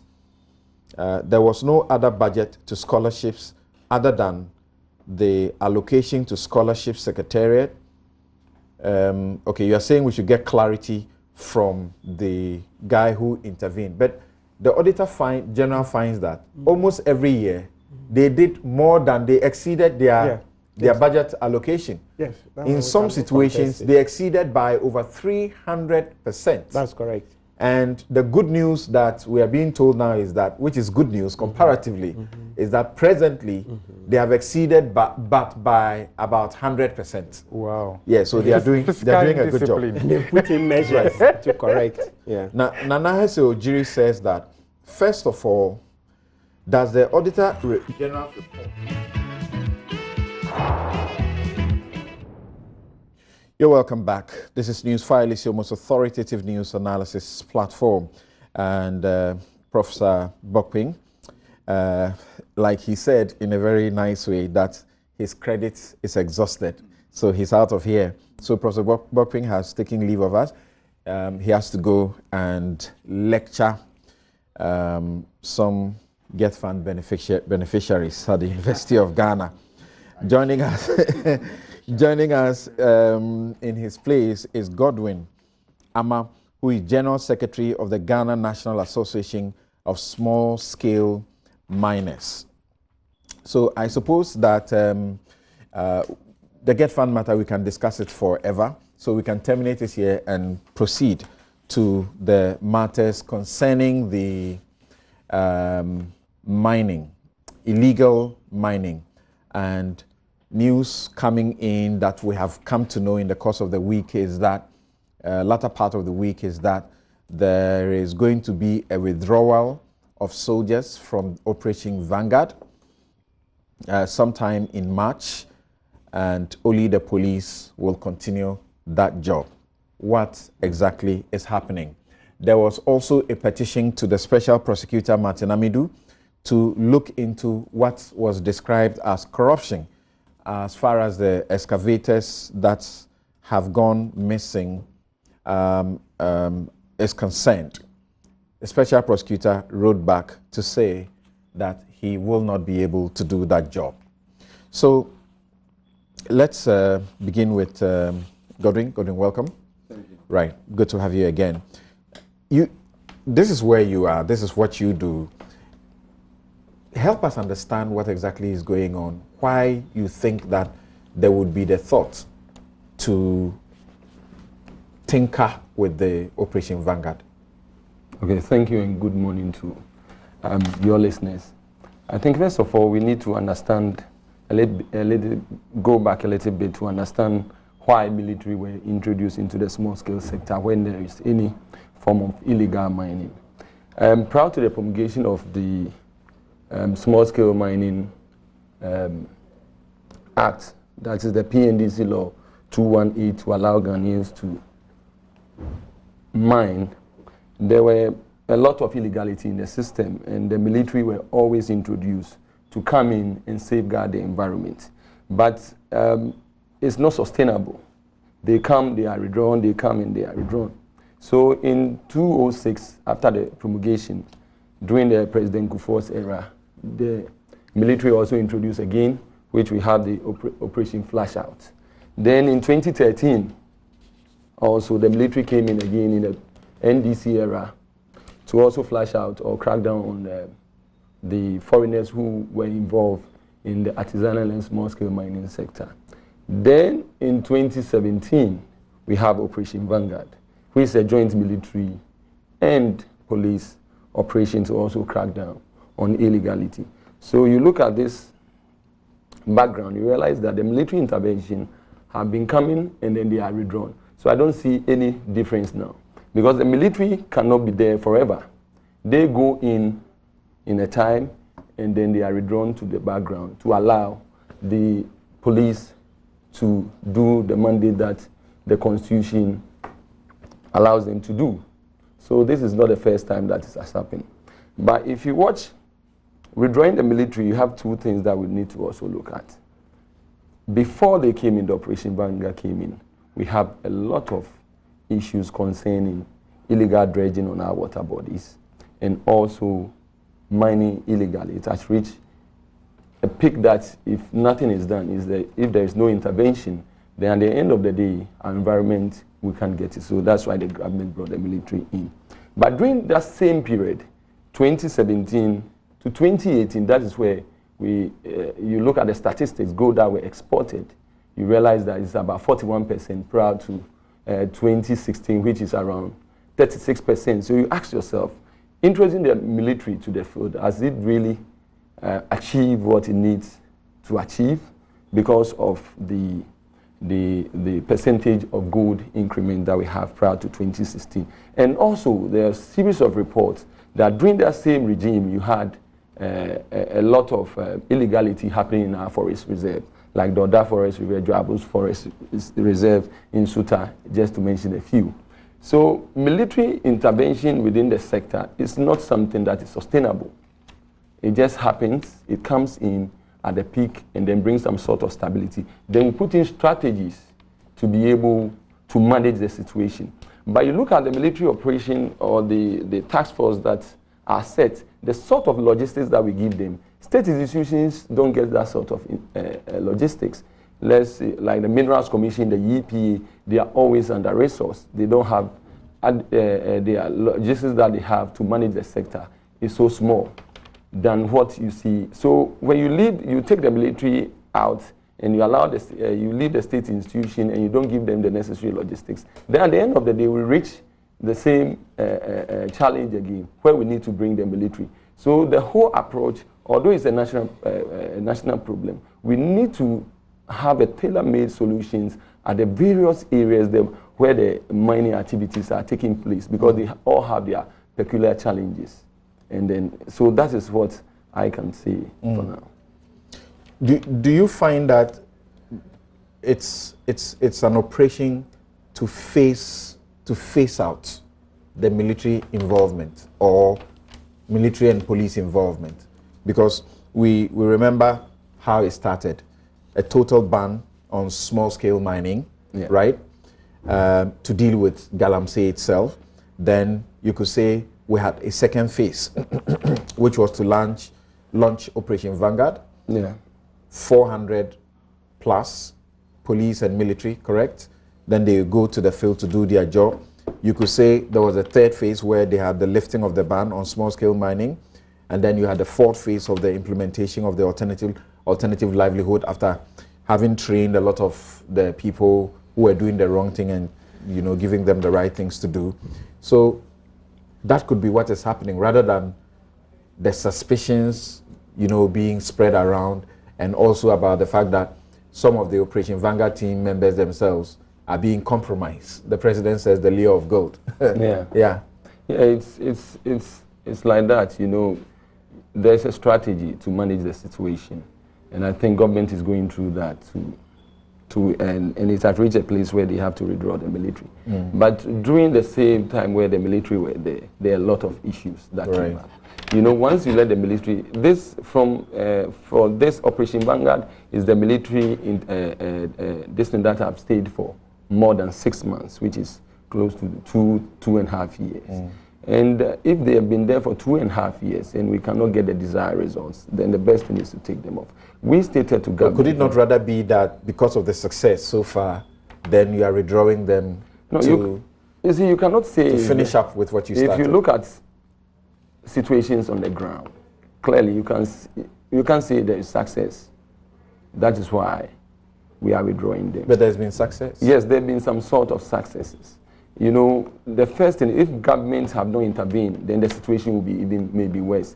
Because you realize that on our water bodies, we had more than Vanguard alone with the police have destroyed more than 10,000 dredges.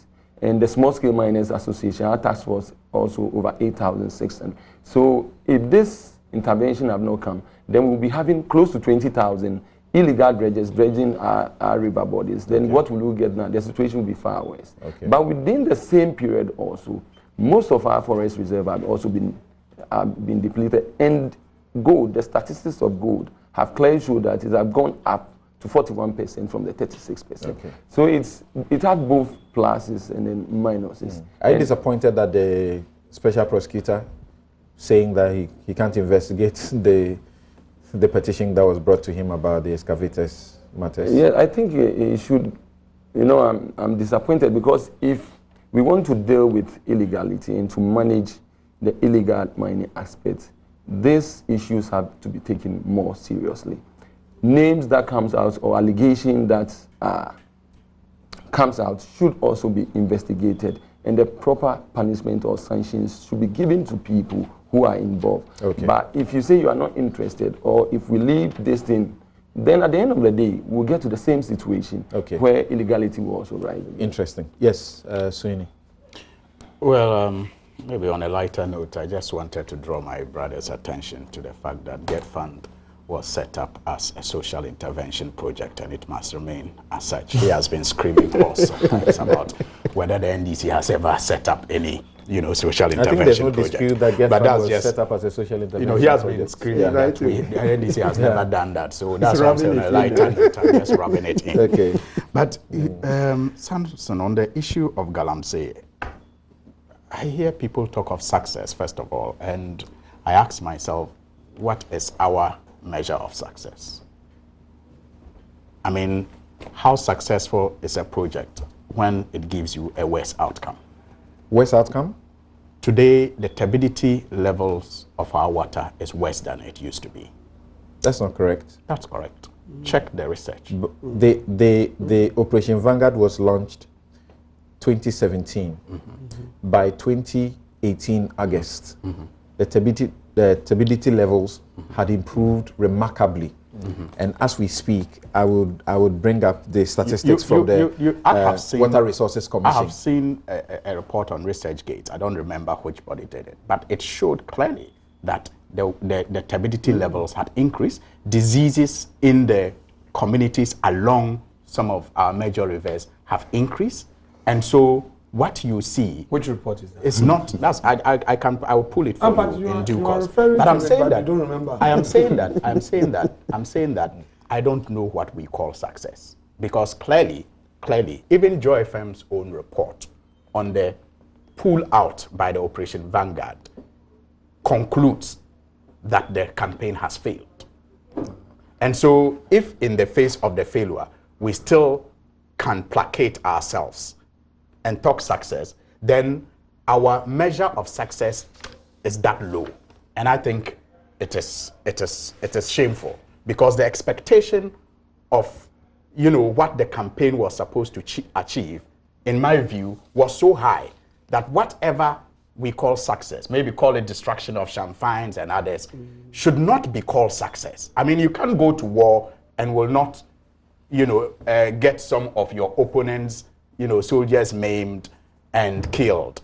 But in the end, if you are defeated, you do not single out the fact that you also killed a few of the opponents as success. It's not a successful campaign. And let's face it, let's not do the politics once again that will cloud the purpose of this campaign that was supposed to ensure that we streamlined, Galamsey. I don't want to be intervening, but are you not doing what you say we shouldn't be doing? No, that's not what I'm doing. Okay. I'm saying that we launch out to improve a situation.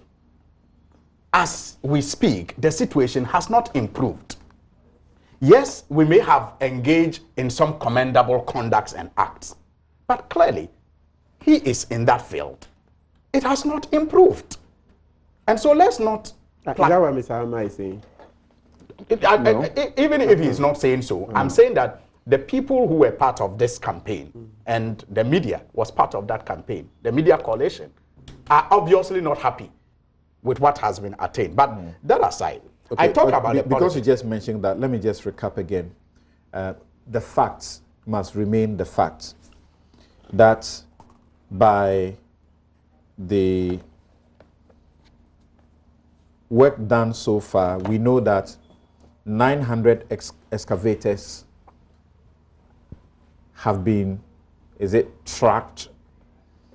We know that 4,045 mining equipment have been seized. We know that 2,779 weapons and ammunition have been seized. We know that 139 Chinese illegal miners have been deported. We know that 1,772 illegal miners have been arrested, among several other things. And the champagnes that have been seized in excess of, 12,000? Yes, 12,000 or so. I think that's some success we should acknowledge, even as we talk about what has gone wrong. Maybe we are more interested. Is it 500 excavators we are interested in? No, maybe we are more interested in effort than outcome. And if we want to, praise ourselves for effort, I will not fault that. I am not that kind. I think that I want outcomes. I want results, and that is where I praise myself. But if we want to pat ourselves on the shoulder for effort, it's all well and good. Because, you see, this is not the first time that as a country we have engaged in this fight against Galamsey. And the General Secretary was right.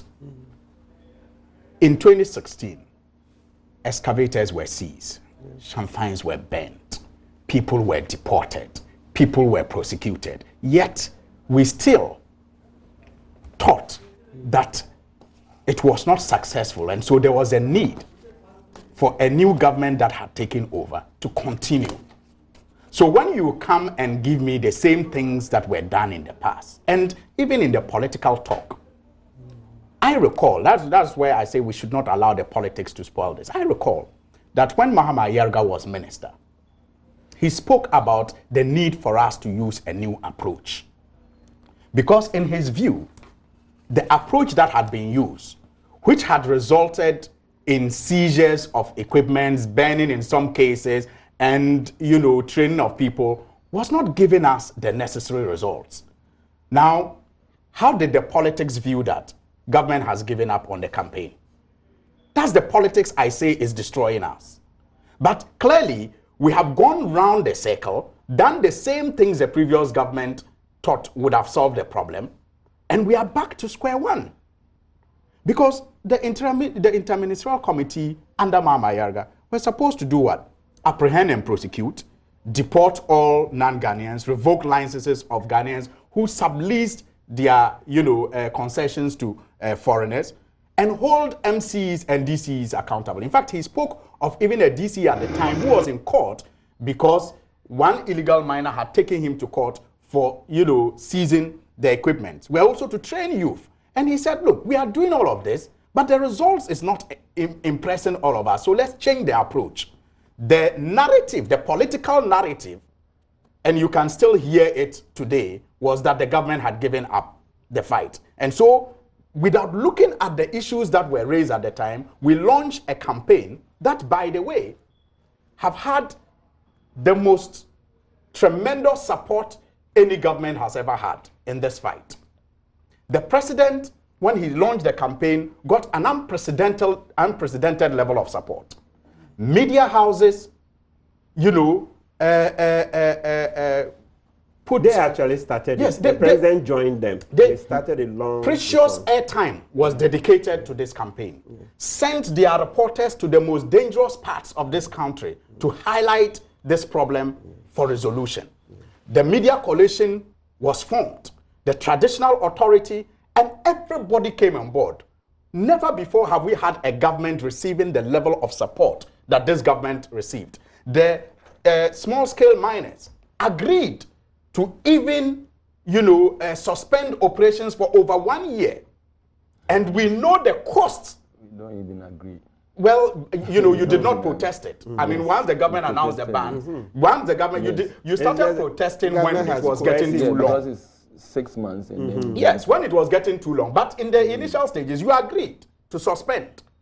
And even though you had made investments that I'm sure you lost as a result of that suspension, you put the interests of the country first and supported the government. So for me, Samson, more is at stake in this case. When we are getting reports that suggest, blatant failure, given the level of support this government got. When you begin to hear issues like the Aisha Wang case, where the senior minister disappointed even the coalition and everybody with his explanation that there was no need prosecuting Aisha Wang. Then you have Charles Bissiu and the president inaction, or, yes, I will call it inaction, to appease people who had put in so much to support this campaign.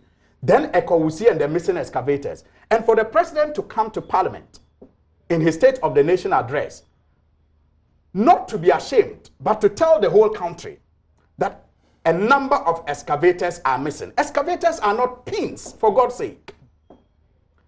In a campaign that he said he had put his presidency on the line, you would have expected that if for nothing at all, he would have held the people who he put in charge of this campaign for negligence.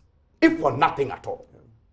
The people he put in charge, one of them at the ministerial level says they have made 80% success or so. The ministerial committee, you have Professor Frimpong Boateng saying he has made over 70% success. That's just ridiculous. How do you remove such people? Well, but the president, I mean, I'm saying you have achieved 70 and 80%, and excavators, not excavator. Look, an excavator cannot, even if you are going to move it from one destination to another, you need is it a payload? A low bed. A low bed. Can you imagine? And the president says a number of them is missing, coolly. And tells us nothing about what he's doing with the people he put in charge. No, he says that if you are found to have done wrong, you will face the law. Yeah. Samson, let's use an analogy. I know you are a lawyer. You hire a watchman to take care of your home whilst you are out doing this job. You get back home, thieves come to your house and pack everything out. And your watchman is there. And you report the matter to the police. Let's be sincere. Even without accusing your watchman of being responsible, will you allow him to report to work the next day? Will you? Let's be sincere. So the president here is like you, the landlord. You have put ministers in charge of a campaign that you have put your presidency on the line. If for nothing at all, what has happened to the good governance expectation of asking people to step aside whilst investigation goes on? Doesn't the president think his presidency is that important to him to at least ask these people to step aside whilst investigation is going on? And I'm more disappointed by even the reaction of the special prosecutor. And you see, I was one of the people who was very critical during his vetting when he appeared before the appointment committee. It took prevailing upon me to even support his nomination. And I raised a number of issues before I, approved his nomination, and pleaded and prayed that he will prove me wrong. Because if he did, it was going to be in the interest of this country. Unfortunately, by some of the positions that he has taken, sadly, I feel vindicated. Why will he, for example, in the case of PDS, tell us that he doesn't have the mandate? PDS that we all know involve politicians, and which has led to even the US government terminating an agreement with us. If for nothing at all, we need to know what angered the US government to take that decision. But the special prosecutor says, I'm not interested. Then you have this Galamsey matter where government officials are complicit, including a video recording showing that some sort of discussion had gone on for party to benefit from whatever operation related to this Galamsey matter. And the special prosecutor suggests that those could be conjectures. Oh, no, but he said the CID is investigating. There are other issues. Yes, there are other issues. There are other issues that the CID is investigating that he is currently investigating. And you see, for me, what was even curious this week is not just the refusal to investigate this matter, but the comment also on the, on the Auditor General. When the Auditor General had battles with Osafo, I thought that would have been an appropriate time to come to the defense of the Auditor General. He didn't find it necessary until, in my view, especially Sam Garba, others have had issues with him, especially Sam Garba had issues with the Auditor General, because the interviewer who interviewed Sam Garba was the same interviewer interviewing him. And so then he says, leave the Auditor General alone to do his work. And among the issues I raised against him during his nomination was that I feel that his engagements show a certain level of bitterness towards a certain group of people, which will cloud his judgment. You know, he has gone to court before, and the court has told him That it's not everything that he can get into. Yeah. Yes, You but know you that see, he himself in the listed... Mahama Yarga case, yes, you are aware? yes, I am aware, but I'm saying that he himself... So when you put a petition before him, you don't expect or require him to do a professional evaluation and to tell you whether I can do it or I cannot do it. You don't expect that. Once you put a petition, he must go ahead. Is that what you're saying? No, that's not what I'm saying. I am saying that sometimes I've given you a pattern, and the pattern can lead to several conclusions. Okay. It has led to the conclusion I have come to. Again, he himself has published a number of issues that he can get into. One of it, I was trying to just pull it out because he wrote to the Daily Graphic then and they published it. One of it includes using public office, for private gain. He listed it. Yeah. Now, tell me... That's the definition of corruption. Yes, and he quoted the relevant article that will allow him to get into that matter. Right. Tell me which part of the petition that ASEPA presented does not include people using public office for private gain. Okay, let's listen to Kweku Asoma-Kyereme, the Lands Minister, and also hear Mensa Thompson, Executive Director of ASEPA, the ones who filed the petition to Martin Amido. Excavator has been sold, of which I am aware of. As I speak to you now, I'm yet to take full inventory together with the committee in charge of, interministerial committee, to ascertain the figures involved. The law was recently amended just last year to give the Minister of Mines that opportunity to take charge of all such equipment. So I have spoken to my brother Frempong Boateng, my colleague, to go all out with my ministry so that we take inventory of such equipment and then a formal handing over is made to the ministry. So as I talk to you now, I cannot best tell the number of excavators.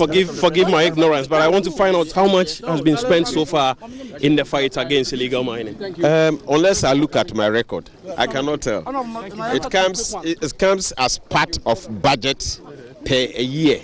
So if you calculate from 2017, we will know, but it is on paper. So until I refresh my memory, I will not be in a position to tell you the exact figure that we have expended on. We are very disappointed with the response from the OSP, especially on the basis of which the Special Prosecutor decided to decline legitimate jurisdiction to investigate this matter. If our petition is made of conjectures, if the evidence we submitted are all conjectures, how is that conjecture useful to the CID in their investigations?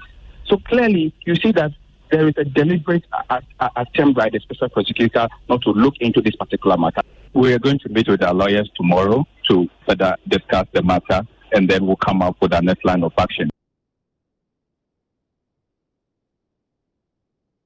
All right. So on the issue of how much has been spent on the project so far, just a minute. Suini has some information there. Then I'll move to Martin and Afinyo Marking. Yes. Samson, I did a statement on the floor of Parliament. That's right. And in that statement, I revealed that I am aware, and I have the warrant right here with me, that the Interministerial Committee every quarter was given over 33,000 Ghana cedis. I want to quote the exact figure. Over 33,000 Ghana cedis every quarter was released from the Finance Ministry to the Interministerial Committee. It's 33,420. No, sorry, did I say 33,000? Yes. 33 million every quarter. Okay. 33 million. It's 995.53. That's the release. Every quarter. Every quarter. So if the releases are up to date, we are talking about not less than 300 million Ghana cedis so far spent on the Interministerial Committee only. And remember, the Interministerial Committee was, among other agencies, you know, set up and resourced to, you know, engage in this campaign. So a lot of the taxpayers' money is involved in this case. That's apart from that's why what we must was see a lot of seized and results. what can That's be your accounted point. for. That's why we must see a lot of results. If not, the monies must be accounted for. Okay. I don't know. Can you start from the Martin Amidu side, because I see again you have the Office of Special Prosecutor. Yes. Is he right in the way he rejected the petition by the group? I think largely based on the facts he has, I will go with him. Okay, based on the facts he has. He's saying, at least from the letter that I read, he says the CID had long commenced investigations. The CID had long commenced investigations. Don't forget that the Ghanaian context is that we don't have so much money. It's not like the American situation where the Russian collusion, you had about 17 state institutions investigating. In Ghana, we don't have that much money. So if the CID had taken the lead, and we've all seen the tape, we've heard it. So we will expect that, of course, there will be a prosecution, because listening to the tape, it looks good. There's a prima facie case, I dare say. Okay, so in this particular one, I'm not bothered by the fact that he had to resile from that investigation. He had to cede ground for the CID, because let's not forget, under Section 73 of his Act, talks about cooperation with other public institutions. Okay, even 73(1) states that the office may conduct investigations in cooperation with other public institutions. You see, and so on and so forth. So I'm looking at it that to the extent that he says the CID had gone far, unless we have evidence to challenge that. In the absence of that evidence, let's wait for the CID to conclude. Remember, investigating is one thing, prosecuting is another. So if they finish, they may well say, okay, Mr. Hamidu, you do the prosecution. Or if the CID fell up to the task, they will go ahead. So should he have paused or stopped there? Because that was the substance of the matter. The second and most important paragraph of his reply to them, his letter to them. He said the CID had long commenced investigations, and he said it will not have been in the interest of safeguarding the public purse for this office to refer to its investigation division the same matters for investigation currently, even if your complaint fell within the mandate of the office. Yes, that's good. So you see that he's giving room that it's possible that he, Mr. Hamidu, has this, let me call it in this context, jurisdiction or mandate to go on. But because the CID had gone far, so if we accept that the CID has gone far, let's wait for the CID to conclude. Because as I said, thankfully, and the Ghanaians are vigilant, there is a tape which we've all seen. So I am not afraid. I can't see the CID making this one a foolish case. They will suffer dearly for it if they attempt to. Didn't you see expose 12? Number 12. Please allow. Oh, but they've been, listen, okay. But the AG says they are about to prosecute. No, okay. but Asefa was saying that they have a lot of evidence, and they told the special prosecutor that they will bring these things forth. Yes. So they should simply give it to the CID. Yes, let's go on with that. They should give it to the CID because that's important. And for me, I'm surprised that people want Mr. Hamidu to get into more cases. When even those that he has begun, he hasn't finished. Remember even the first one, Duncan Amoy's case, the moving Pina against Alfred Obin Boate. What have we heard about it? That's the first case. The first case that was reported to him, he's not been able to conclude it. There are other cases. But now that particular matter, there is now a petition to scratch against him on the same thing, right? Yes, similar. Yes, they're saying that in actual fact, while he was in office as boss MD, he abused his office. He brought his friends together and then purportedly awarded them contracts to haul, petroleum. But people have some suspicion of some political game here because he's going to contest for elections as MP. And then just at this time, this petition has come up as if it's deliberate to stop him from contesting. Well, too bad. The most important thing is that, is it true that whilst he was MD of BOST, he did that he awarded contracts to companies that were close to him, and that he didn't even allow the companies to do their job, but he himself ended up doing the job and pocketing all the money? If that is so, Shira should go into it, okay? So the main point is that, look, because Mr. Hamidu hasn't finished his cases, and even as we sit now, Section 3 of his Act says that on yearly basis, he should publish the cases what he has investigated, section 3, subsection 3, list of corruption cases investigated and those prosecuted and etc. He has not done that, and we are clamoring to add more cases. No, it doesn't make sense. Mr. Hamidu can't prosecute all those cases. He doesn't have the capacity. Well, when they say he described their allegations or complaint as conjecture, are they right? If you read his letter, he said that a review of your letter of complaint, however, has led this office to the conclusion that the facts and conjectures.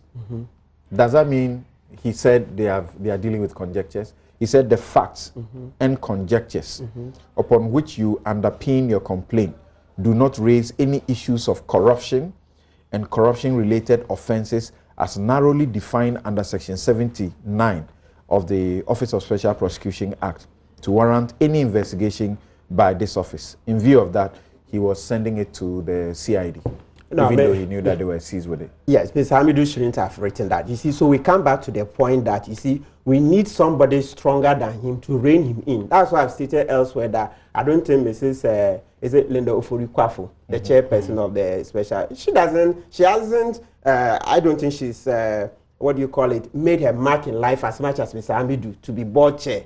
I mean, if I had seen this, I would have checked this out. Mr. Hamidu can't write such a thing. It's illogical. The preceding paragraph states that CID has long commenced investigation. So you stop. You see, those are some of, but remember, even at his vetting, we all know that the board is not responsible for the day-to-day functioning of the office. Yes, but periodically. So we all know that Mr. Hamidu, because we all say, oh, he's no pushover, he's such a strong character, but we know that he has those excesses where he would just, I mean, of course, we are all human, we have that. But I'm expecting that if he had, somebody who is ahead of him in life, somebody who has achieved more, maybe if he had had a retired Supreme Court judge, somebody who is seen more in the legal So what's the problem? To have said conjectures yes. is to influence the CID's work. Is that what you're saying? No, not at all, but it's wrong choice of words. No, he shouldn't have. It's really unnecessary. It was needless. You take a petition to a professional. Yes. Who has asked him to do that? He says somebody is, do you know that word review? That amounts to actually saying it's a form of investigation. But I don't think that's what he meant. Because he says the CID is investigating. Okay. I will not investigate. So that paragraph is unnecessary. Next time and briefly, what do you say about the Operation Vanguard that matters arising now? Okay. So that one, it's really, I really don't know what to make of it. In the context that I've seen thousands of excavators being seized, although unfortunately we cannot account for 500. Okay, and I like the way Honorable Sweeney has put it, that he's distinguishing commendable efforts from the final outcomes. So he puts me in a very tight bind. So what it is that I think the efforts have been commendable. Okay, yes, and I think we've done a lot. It's a process. It's not an event. Exactly. Yes. So to say that we've totally failed, I won't go in that direction. Even though I also agree that, look, there's a lot more that can be done. And there's a lot more. And you see, this failure of the president to ask Dr. Frimpong was Professor Frimpong was to step aside. It's not new. That's how they've been conducting business in this country. Okay, you have in the previous administration, when Efri Ankra led people to the World Cup, you saw all the appearance fees, blah, blah, blah. Mahama simply took him to the Jubilee House. That's where he kept him. So you see, so this is not new. Our politicians have always, I mean, they tend to do these things from time to time. And it's good that we are complaining today that, look, we are tired of this kind of politics. You saw what your predecessor did, and he was booted out of office. So if you continue in that trajectory, well, I'm sure the voters will decide. Okay. On that example you just gave, you can fault for rich, but not effort. No, if you have to in this case, there's no effort to punish anybody. Who has been punished? Thank you, guys. Nobody has even been promoted, demoted, or anything. Okay. I take a break and then we hear from figure marking.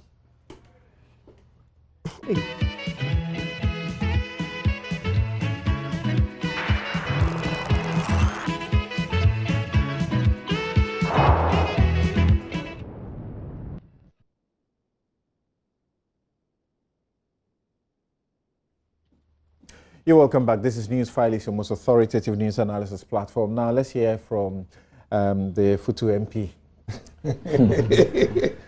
Okay, Samson, thank you. Yes, so like they say, it's not good to be celebrating that 4,500 small-scale miners or people who are doing wrong things have now been trained properly to do it correctly. We shouldn't be celebrating that. We should be celebrating end results, which shows that people are not returning to destroy our forest reserve and others. You know what happened in the course of this week too? We heard of a forest reserve that has been overtaken by Galamsey. Well, Suhini tried to engage me in a debate. You know, he lost an opportunity on the House floor when he elected not to debate on the issue of social intervention. He decided to remind himself and brought it here. But on this issue of GetFund that we've just closed it, I think that in all seriousness, GetFund must take steps to minimize, reduce significantly the foreign component of this scholarship. It's a serious concern. I mean, looking at how people are reacting to all of this. And of course, those of us in the political class, there must be a system which would be well communicated to the populace. That even if you need a program for further training and all that, it should be well explained, part of our budget as Parliament. And if same is exhausted, there must be a means of getting that means. So that, I mean, continuous training is important to build capacity. Well, I agree that there must be a proper way of doing things there. I agree entirely. Again, to conclude on that aspect, I think Office of Special Prosecutor, the Auditor General, they must not be seen to be personalizing their efforts, the office. If you had the PRO who came, I quoted, I said, the audit was done by the staff of Audit Service. The impression out there which may get somebody into also personalizing the issue is the way, for instance, the Auditor General carries himself. So it gives a certain impression. He must begin getting us to see him as occupying an office and not his personal intent to... But the Auditor General is human. No, I agree. If you have particularly, as we know, the party in government now, if you have your members attacking him personally, what do you say? Because but if it's an institution that is representing and an institution has a constitutional mandate, all right, he shouldn't be bothered. So let's move on to the Galamsey issue. Okay. Coming from Suhini is not surprising because he has an election ahead. His party wants to make a point. Look, the NDC would not praise this government for the successful implementation of free SHS. The NDC will not praise this government for the management of the banking sector crisis, where they themselves acknowledged as far back as 2015 that there was a mess at Bank of Ghana, yet failed to take action. They will not. The NDC will not commend this government for revamping the economy. Yesterday, somebody was telling me that a fixed deposit is now around 14%. A treasury bill is lower. When they know that it was 27, 28 some time ago, you don't expect the NDC to say these things to the Ghanaian public. You don't expect the NDC to commend the government for introducing the NAPCO, which address, at least in the short term, the issue of graduate unemployment. You don't expect the NDC to also praise this government for its drive in recruiting teachers who were waiting, nurses and all that. We had people complaining. The huge numbers that have been recruited, they would not. Oh, so isn't that the IMF program that has come to an end, giving way for government to do? But who went to the IMF in their time? They went themselves. But there's no democracy without the opposition. I agree. So if they have an alternative to the free SHS, why should they be praising it? I am saying that even if it is good and they have no alternative, which they don't, you don't expect them to say, oh, you've done so well. Else, that's a smart way of avoiding the discussion on Galamsey. They defeat the very purpose of their existence. Galamsey, Samson, in this government where I serve is Ghana Water. The board had a tour. We visited our facilities. We were told the real stories. And I said, seriously, if we are not careful, 5 to 10 years we will not get water. Ghana Water has been saying it. A good friend called me yesterday and said, Alex, Movenpick, there's no water for 2 weeks, 3 weeks. This place, there's no water. You get WhatsApp messages, text messages all the time. Why? Because of this Galamsey.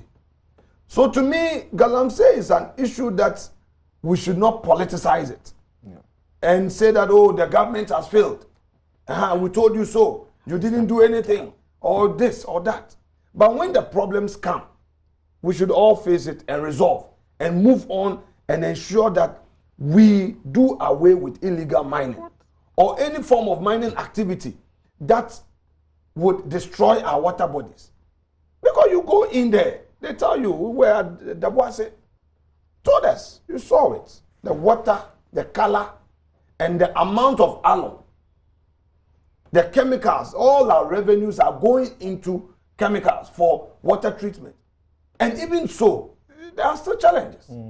You need potable water to drink. So if we don't support this effort and we want to make it political, colleague MPs in those mining areas can't bite because they fear. If you talk too much, you risk not being voted for.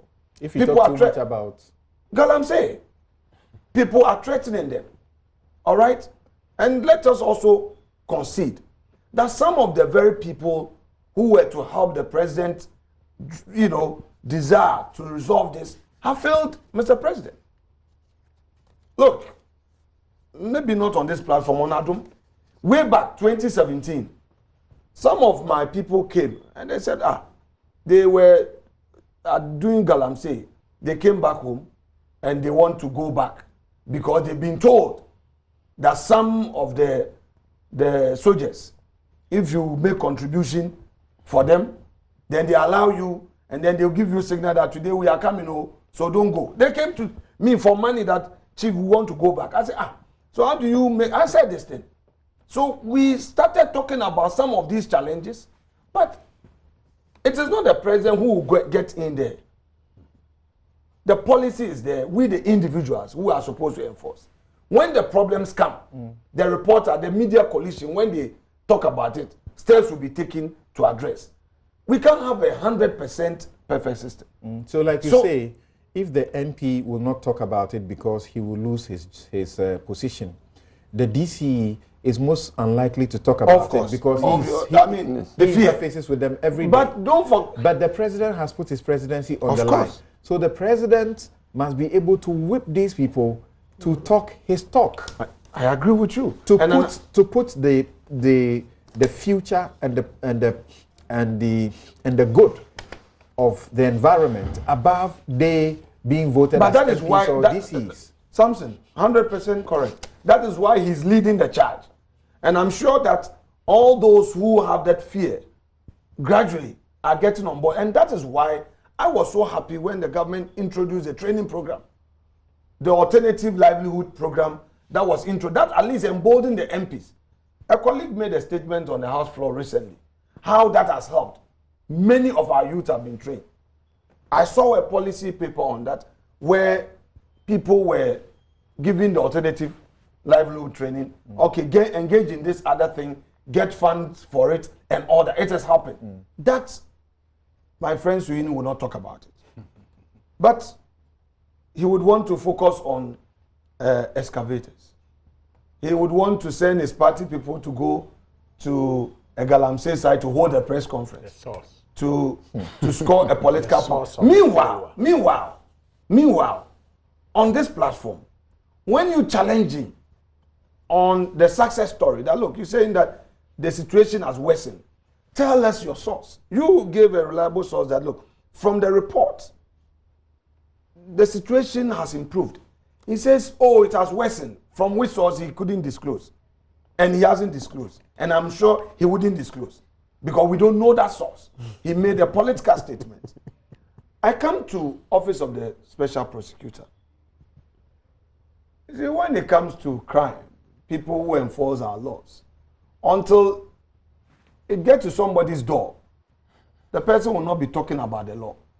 And that is a problem I have seen going round. The man has a mandate. By law, he has his own limitations. He pursued Mahama Yarega. He went to court. Her ladyship, Efia Sewa, as Aribotwe, sitting as a high court judge, made a ruling. And his office is supposed to submit in obedience, yield obedience to that pronouncement. So now he reviews the petition. And I disagree with aspects of my respected senior submission. He reviews the aspect of the petition and comes to a conclusion that, look, CID is investigating this matter. Let me not go on a collusion cause with the CID. The CID should proceed. Yes. And then the NDC would want to have a problem with him taking that position. And then saying that there was a PDS who petitioned Office of the Special Prosecutor on PDS, and what were the names? Who were the people that were mentioned as having engaged in act of corruption? Please, it is only fair that if we truly want to strengthen the institutions of state, let's reduce the gallery talk. Let's not because one day it will get your turn. But if we allow the systems to run today, if a policeman invites you that your name has been mentioned, you boldly walk in there because you know you are innocent. You won't ask party people to follow you. If you are called, you are sued, you will not be doing hide and seek, but you make yourself available, so that you get a lawyer and file your defense. Okay. So these are the things that I think going forward we should be mindful of and take steps to address. Okay. Now, Professor Frimpong Boateng wrote to the police on this missing excavator. Certain arrests were made. He is saying that the video is sufficient. I mean, he uses the legal to prima facie. So at all costs, he expects police to prosecute. No, you didn't talk about it. Very well. Yeah. You said you expected. Yes. You expect prosecution. Yes. But I think that, senior, with greatest respect, your understanding of the law can never be in doubt. Oh. But on this one, investigation, yes. But to say that you expect a prosecution, with all due respect, I beg to disagree. Okay. Perhaps you are overstretching it. Perhaps you are creating a certain impression that if the police doesn't prosecute, then it means they have done a shoddy job. That I have a problem with. Let me share a few messages with you. Investigate. Okay, let me share a few messages with you. Samson, I'm sharing the report with you. I'll share a few messages and take a break. I'll share a few messages and take a break. Francis in Accra says that from the CSIR. Okay, Water Research Institute. What did they say? By Anthony Edua. And mining and the future of our water resources. Yes. That is where the water quality. Wait. That was from grade 2 reduced let's get it right. Grade 3 in between 2010 and 2015. Yes. And then when the campaign started, it came back to grade 2. Yes. I may not be using the correct terms, but the report is here. Reduced, But by 2017, 2018, it had gone back again to grade 3. The report is right here. We'll be dealing with the water resources. That's in the report right here. You can check it. I've given you them here so that I'll give you the answer and the institution. That's not. Okay, gentlemen. Thank you, Afenyo. Francis in Accra says that I think some of your panelists are completely wrong. I'm not sure. He disagrees. Yes. I'm not sure Martin Pebu and others are very familiar with the standard procedures or processes of the work of the Auditor General. If they did, they would understand that the Auditor General only checks the relevant documentation and interacts with management, which is the auditee. The beneficiaries or alleged beneficiaries are not the auditees. It's the management of the public institution. The Auditor General did his work well, and people should stop portraying their ignorance on this work. Stop defending the indefensible. Akoba says that I understand it's forensic audit that targets the beneficiaries and not the one that the Auditor General did. Kojo says The Deputy Agriculture Minister is not concerned that GetFund falsely claims they gave him money, since his lawyers have not written to GetFund after the Auditor General directed them that where they should do. But he is rather concerned about the Auditor General, what the Auditor General has told the world. That is unfortunate. Okay. Kofi says the people complaining are not auditees of the Auditor General. So please check the Auditor General's mandate. Thank you. We'll take a break and we'll be right back. Please, when we come, let me share this portion of that report to settle this one.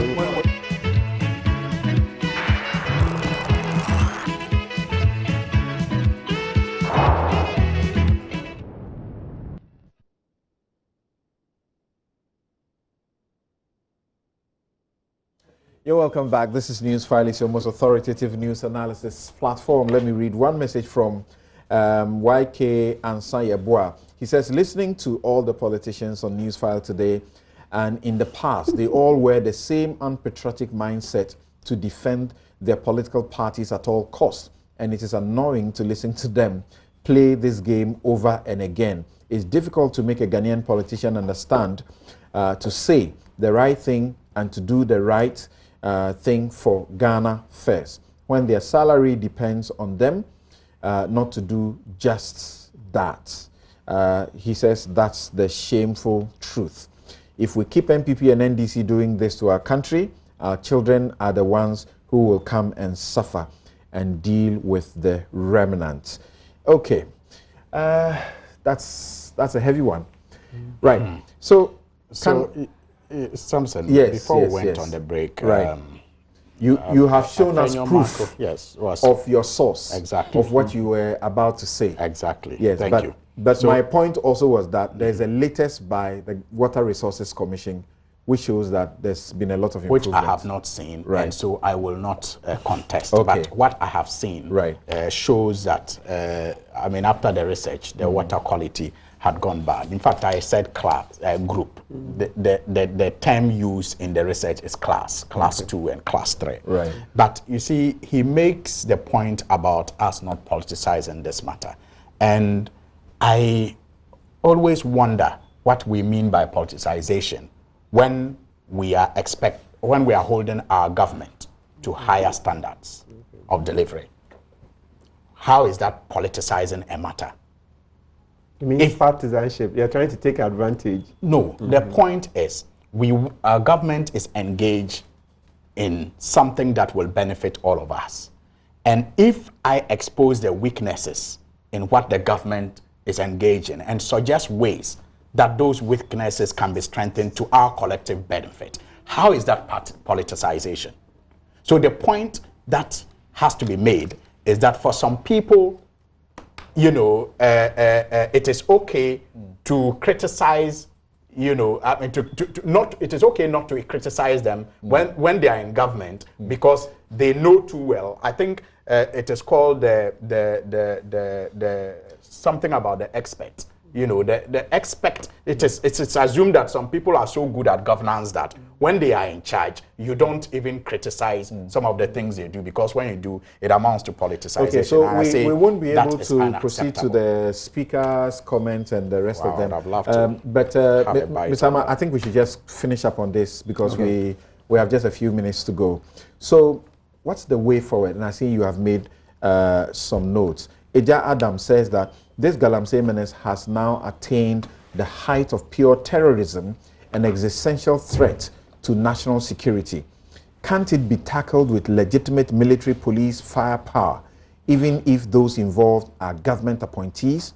But to Suhini, if he can assist us with some information, how many excavators were seized in their time? Okay, interesting. Yes. He should ask Wontumi will give him the number. Yes, Ama. Because he claims he was a victim. Thank you very much. I think looking at the funds that were released to the task force during this period from 2017 to now, if half of it is released to state institutions like the Minerals Commission, the Water Resource Commission, the EPA, and the district mining committees to manage it at the local level, it will really help. Because you've taken the tax for off, you don't provide any logistics to these institutions, which are mandated by law to do, and we want them to achieve the optimum. That means clearly we are not serious to deal with this issue of Galamsey.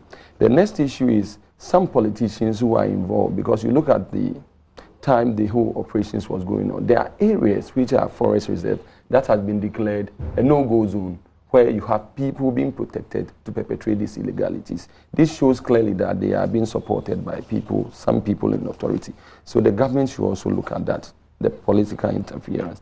And then the Small Scale Miners Association, we are also on this self-regulation where we have our task force and we have our monitoring team. And we are looking at training and then development of the small scale sector to produce a lot of entrepreneurs to manage the sector. We also have to look at the multi-sectorial integrated project that government, it's a whole, the agencies, about 7 or 8 agencies were in place, and then the academia, we put together the multi-sectorial integrated project, which looks within a 5-year project to ensure that the small-scale mining sector. So it should be launched, and we also have to follow it to implement it properly. What do you say about his approach?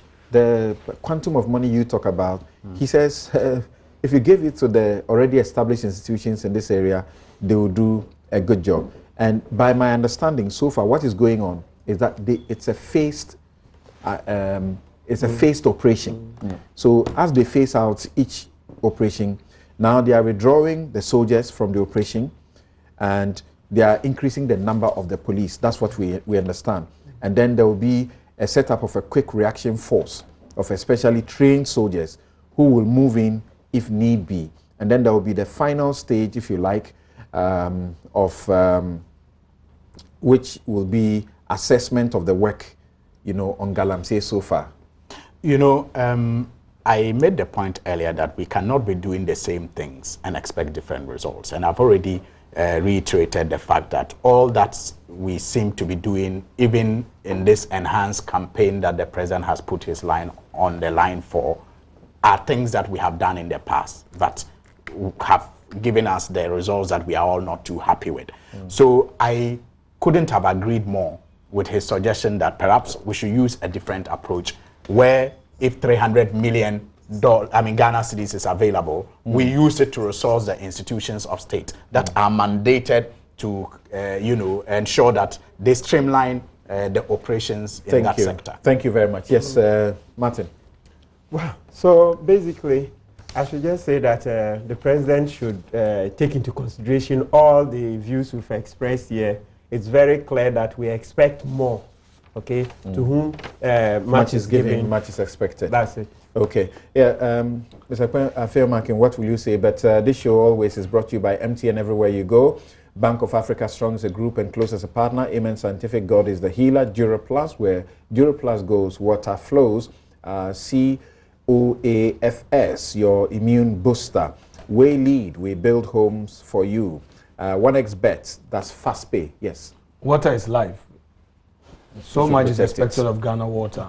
If we destroy our water bodies, we will not get water in our homes. That's why it should be very supportive when we are highlighting no opportunity for that anymore. Thank you very much. Thank you very much. So my guests have been Godwin Ama, who is General Secretary, the Ghana National Association of Small Scale Miners. Alexander Afeomakin is Member Public Accounts Committee, Defense and Interior. Martin Pebu is a lawyer and a rights activist. Also, Alhassan Suhini is Member Appointment, Lands and Forestry Commission, Committees of Parliament. Earlier, we had Professor Godfred A. Bokwing, who is economist and professor of finance at the University of Ghana. I'm Samson Ladia Yanini. As always, my outfit is by Latida. Thank you very much. Have a good afternoon.